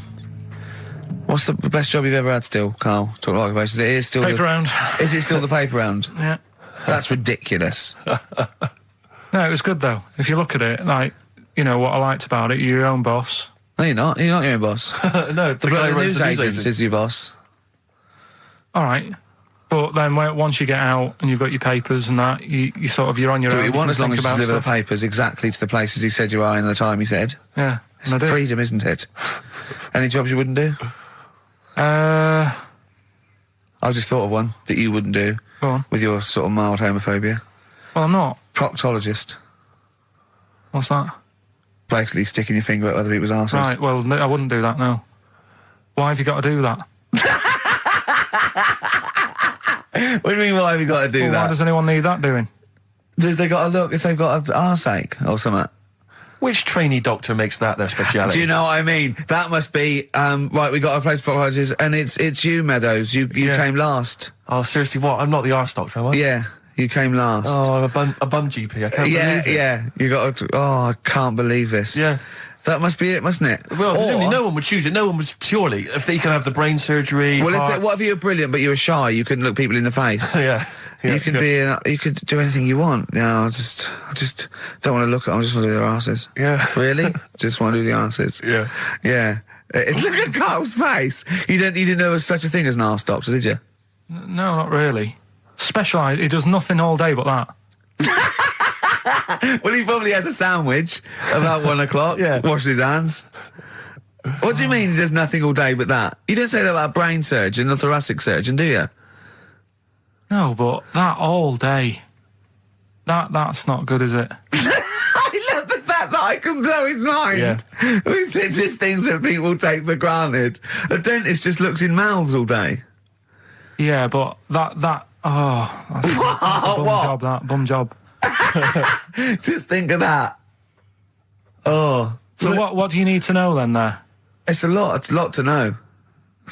You got to have nice nails. Yeah. No rough edges. Well, you'd be alright, because you got that job handing out biscuits to the old people because you had nice hands, didn't you? So, yeah. And I know a lot about biscuits. I know my biscuits. Do you? Yeah, I know which ones they like and that. Do you? What do they like? What do old people like? Bourbons, rich Do they tea. really? Because that's my least favourite. I would never eat a bourbon. I could be starving and I wouldn't eat a bourbon. If you want to let us know what your favourite biscuit is, email in Ricky.Gervais at XFM. But I'll tell you what, with all them eating biscuits, I bet they get arse problems, don't they? So you could double up, couldn't you? You could be handing out biscuits in the morning and checking out. So why would you go and have that done then? What sort of problems then? What do you mean? Loads of problems. Oh, what? Prostate. And they've got to go there.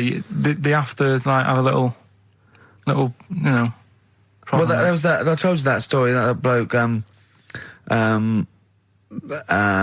It's not an apocryphal tale because it's about an orderly's report, and this is the bloke that filled out the form. And what happened? He went into hospital basically with a sauce bottle up his arse, and on the report, he said obviously, you know, pleasuring himself using a sauce bottle.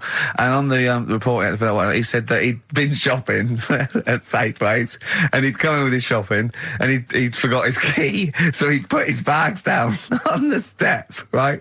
And he started climbing up the drain pipe to get in, right? But as he was climbing up, his trousers and pants fell down.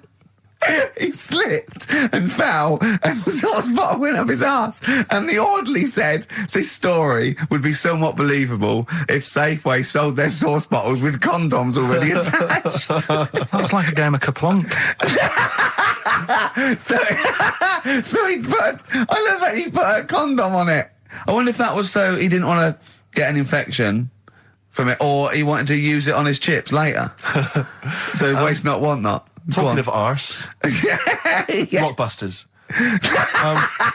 We should give those clues again because we're not getting many right responses here. Let's give them once more. Do you know what I think? Because the mentalists out there get his clues and they're rubbish. So I think his clue must be so way off. I know. That it's something wrong. Do you know what a pun is, don't you? You can't change the word. You can't have, he's bald and he rides a bike. Who's that? Bicycle Stipe. That doesn't count. It's got to be Michael Stipe for it to be correct. It's got to be Michael Stipe, yeah? All right, well, the most we've got 2 right, right? So let's hear the clues again. again. All right. First one was, I'm going to the northeast. What are you going there for? S. It's a band or an artist that starts with S, right? I'm going to the northeast. What are you going there for? Second one, she's related to the man in the lamp, right? That's G. Band or an artist. The last one, the Jamaican fellow would love to live there. It's a bit pricey though, right? DS. Right? DS. DS. Email in or text in. ricky.gervais@xfm.co.uk. Or on the text, 83XFM. Right? Dylan's, of course, playing in London this week. Yeah. And good luck it's to a him. classic. Bob Dylan, It's All Over Now, Baby Blue from 1960-something. Bit of trivia for you, Steve. Go on. That is the last record we ever played on the old XFM before we were fired. I bet that was a moving moment for about 8 people. I just thought of something.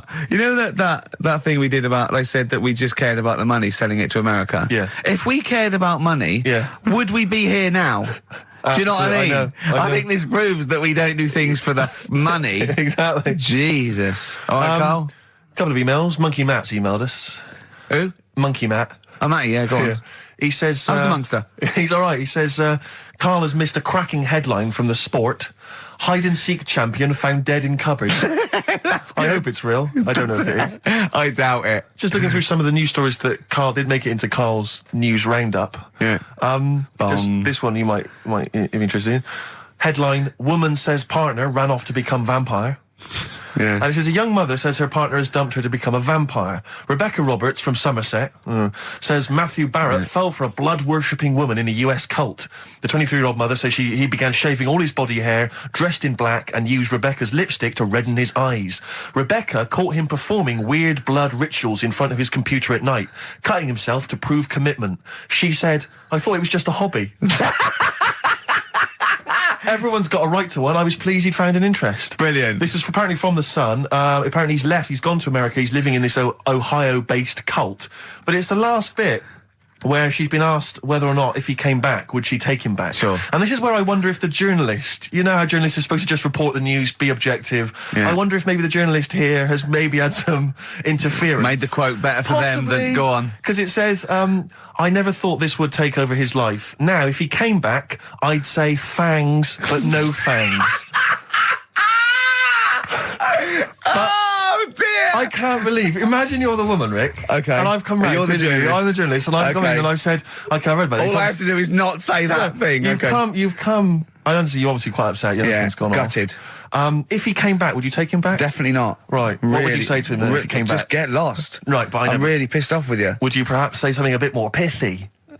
Not in this situation, no. You're upset? He cuts himself, he drinks blood, he's left me. No, sod off. I'm not interested, mate. Because I tell you what. Go on. I mean, I like what you said there, but I wonder if we could condense that a bit more. If he came back, would you say... Go away. Would you say something? Would you ever say something like thanks, but no thanks? No, because it makes it flippant, because I'm really angry. I know you're annoyed, And I'm but- upset, so I wouldn't Sure. say... I certainly But what- wouldn't say thanks. I might say no thanks. But what if you sort of said it like aggressively, like you were giving him the finger, thanks, but no thanks? Like you didn't really What, mean sort it. of sarcastically? Sarcastically, would you possibly say I that? might say thanks, but no thanks, and that'll be it. And that's Right. and I'd leave it there. I'd never change that. Sure. I'd never change those words. Can I ask you a question? Go on. Do you like puns?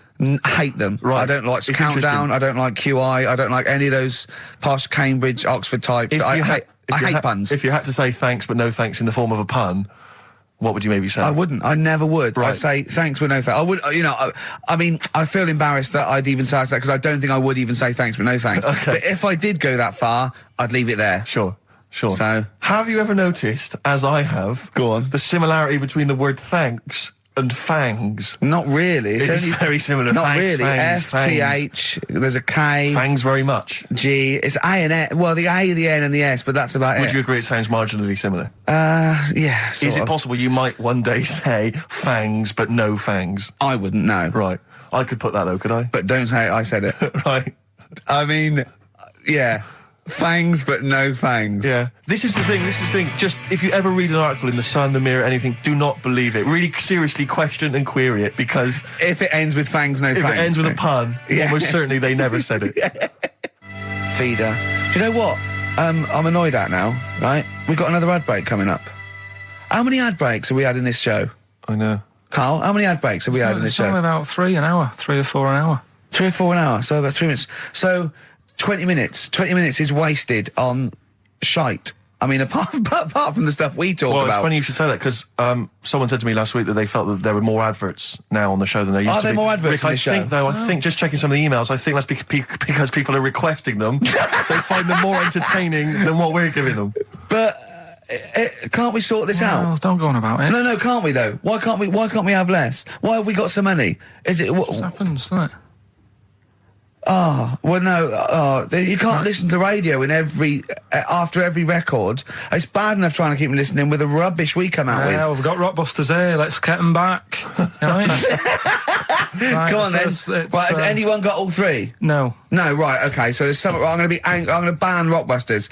Okay, go on then. What are the clues again? Tell me the answers. Well, give us the ones that they did get. All right. Well, they did get. She's related to the man in the lamp. What's that? That was G. Gina. That was Genie. Genesis. Right. Genesis. Like Genesis. So the sister of the genie, Genesis, Genesis. They got that one. No. What's the band's name? Genesis. No, Genesis. say the band name. Genesis. Right, okay.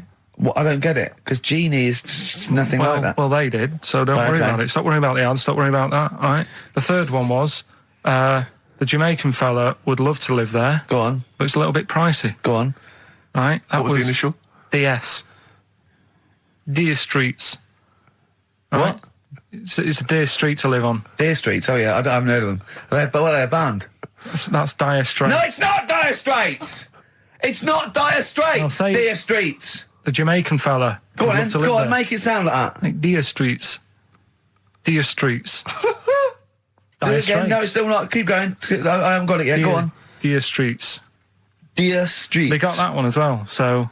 All right, well, let's hear the one they did Can I get. do an impression of a Jamaican fella saying Dire Straits? Right. Dire Straits. The first It's not one, the same. The first one they struggle with was I'm going to the northeast. What are you going there for? When you say struggled with, no one got this. No one got it. Go People on then. didn't even attempt it. Okay, go on, the northeast. What? I'm going to the northeast. What are you going there for? Seal. Seal? What? Hull's up in the northeast, isn't it? Hull is, yeah. Sea Hull, yeah. Yeah, so... I haven't heard of them either. Is that- That's a seal, right? So that works. Who's Sea Hull? Seal. Oh, Seal. Yeah. What's that got to do with the north, though? Seal. That's the way I'd say it, innit? Okay, that's the end of Rockbusters. Unbelievable. That's the end of Rockbusters. I can't believe we even brought it back, Rick. Right, I'm serious. That's the end of Rockbusters. Can I be honest with you? Go on.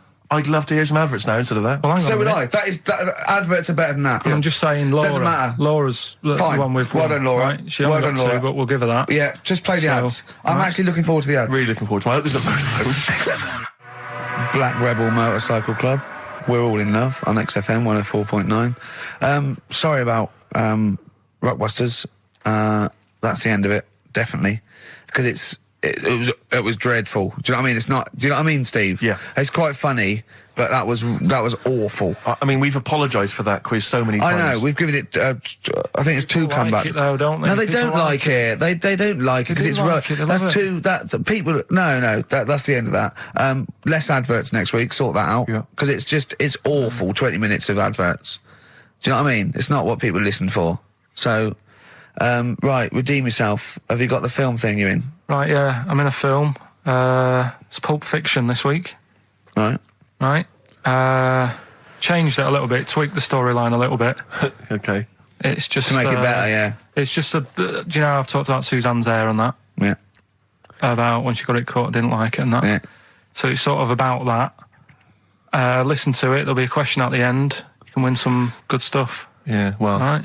So, and this is the scene where they're in the restaurant, do you know, when they're about to do the robbery? Yeah, play. So it's not a restaurant, I've changed that, it's a barber's.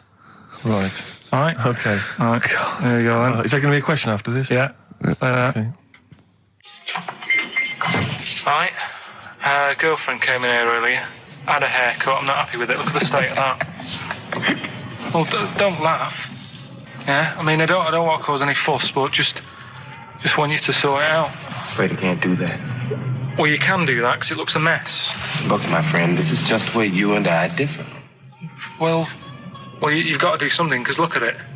When she came through the front door at home, I thought Dave Hill out Slade had walked in. Funny, I was thinking the same thing. Look, I don't want to cause any problems or anything. She hasn't even seen it properly yet. She sort of had it cut and came straight home and didn't look at it. Suzanne, just look in that mirror. Look what they've done to your head. But damn it, what is it? Suzanne! No! We're not gonna do anything stupid, are we? I'm the manager here. There's no problem. What do you mean it's not a problem? Look at the state of her hair. Be calm, cooperate, and this will all be over in a minute. I'm gonna go home. No, we're not going anywhere until they've sorted your hair out. I'm not walking home with your hair like that. It's embarrassing. So let's just get it... You die. No, forget having it dyed. Just get it cut. Colour's not a problem. Just sort it out. Just get rid of... Let's see what we can do. Right. Good. Look at it. Look at the state of it. I'm trying real hard. Suzanne, just keep your head still there so you can... Just hang in there, baby. You're doing great. I'm proud of you. Just sort that bit out there. Just cut that.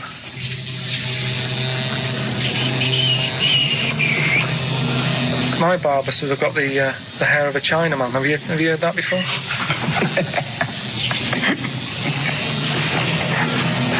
Oh, man. What? What's so funny about that? Is it serious or what? Freaking me out. If my answers frighten you, you should cease asking scary questions. It's almost over. There you go. No, it's not brilliant, but that'll have to do, won't it? I reckon we'll have to buy her a hat on the way home. Yeah, that's probably a good idea. Do you think Suzanne's listening? It's all right, isn't it? I like the fact that in that she's represented with a sort of dimwit southern accent. Yeah. Your girlfriend. So I'm sure she'll have appreciated that.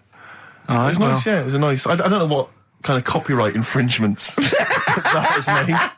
Yeah. Well, All right, well, the question is, what did I say is odd about my hair?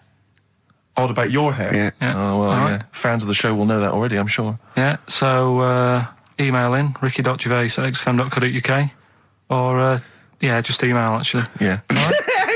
Bored? All right? Yeah. You can win some tat. The usual address. That is a beautiful record. Yeah, this is Thunder Road by Bruce Springsteen, as recorded by Badly Drawn Boy. You'll enjoy it. Good job. Badly Drawn Boy doing his version of Bruce Springsteen's Thunder Road. Good effort. XFM 104.9. Tricky song to do a good version of, but not Good bad. effort. Not bad. Badly. Tell you what, who's also made a good effort? Go on. Stephen Gunning of Tooting. He's correctly identified that Carl's hair is like that of a Chinaman's. Or it was. Yeah, and many other people have emailed in saying, how can we know what your hair's like because you are a bold mank. Yeah. So people have correctly... Is picked up our on that. language okay on this show in general? I've told you that, to be careful on that. Yeah, why don't you try putting some effort into it as you get Mondays off for this 2 hours? You come up with Rockbuster clue that no one can get because it was impossible. It wasn't even a clue. Yeah. I've got your headlines. I've done Pulp Fiction, right? I taught you about that fella, the builder fella, and his eyes and that. You don't even know what you're talking about. You don't even know what you've taught me. It's sort of like you borrow information. It's like one of those things that, what are those things called, write once, read many. You can just pass it on, then it's Yeah.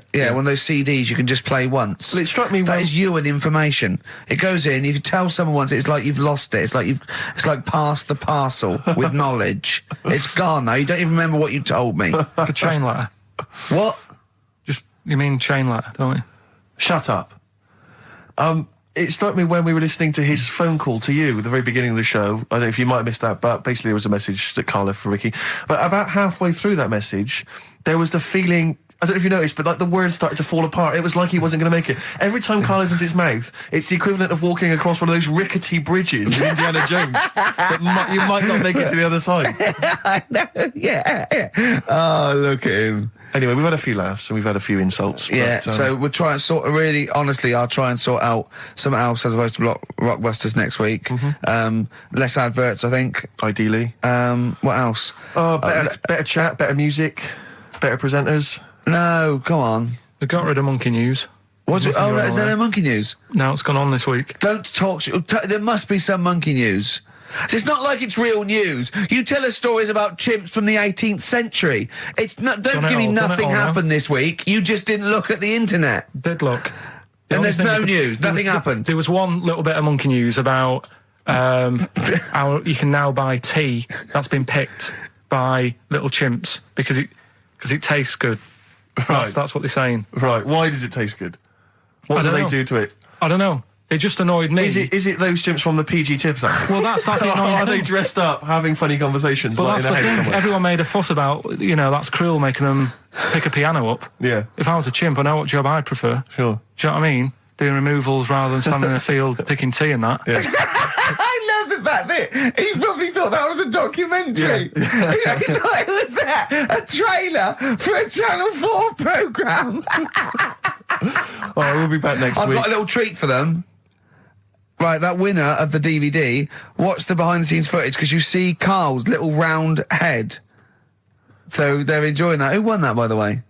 We've given that away, haven't we? Yeah, we forget what it was. It's gone. Don't bother Laura. watching the rest of the stand-up, though. It's a bit poor. Leave you with 50 Cent's outfit. Fiddy, I called him Fiddy. Fiddy, I called him Fiddy Cent. Back next week. Fiddy.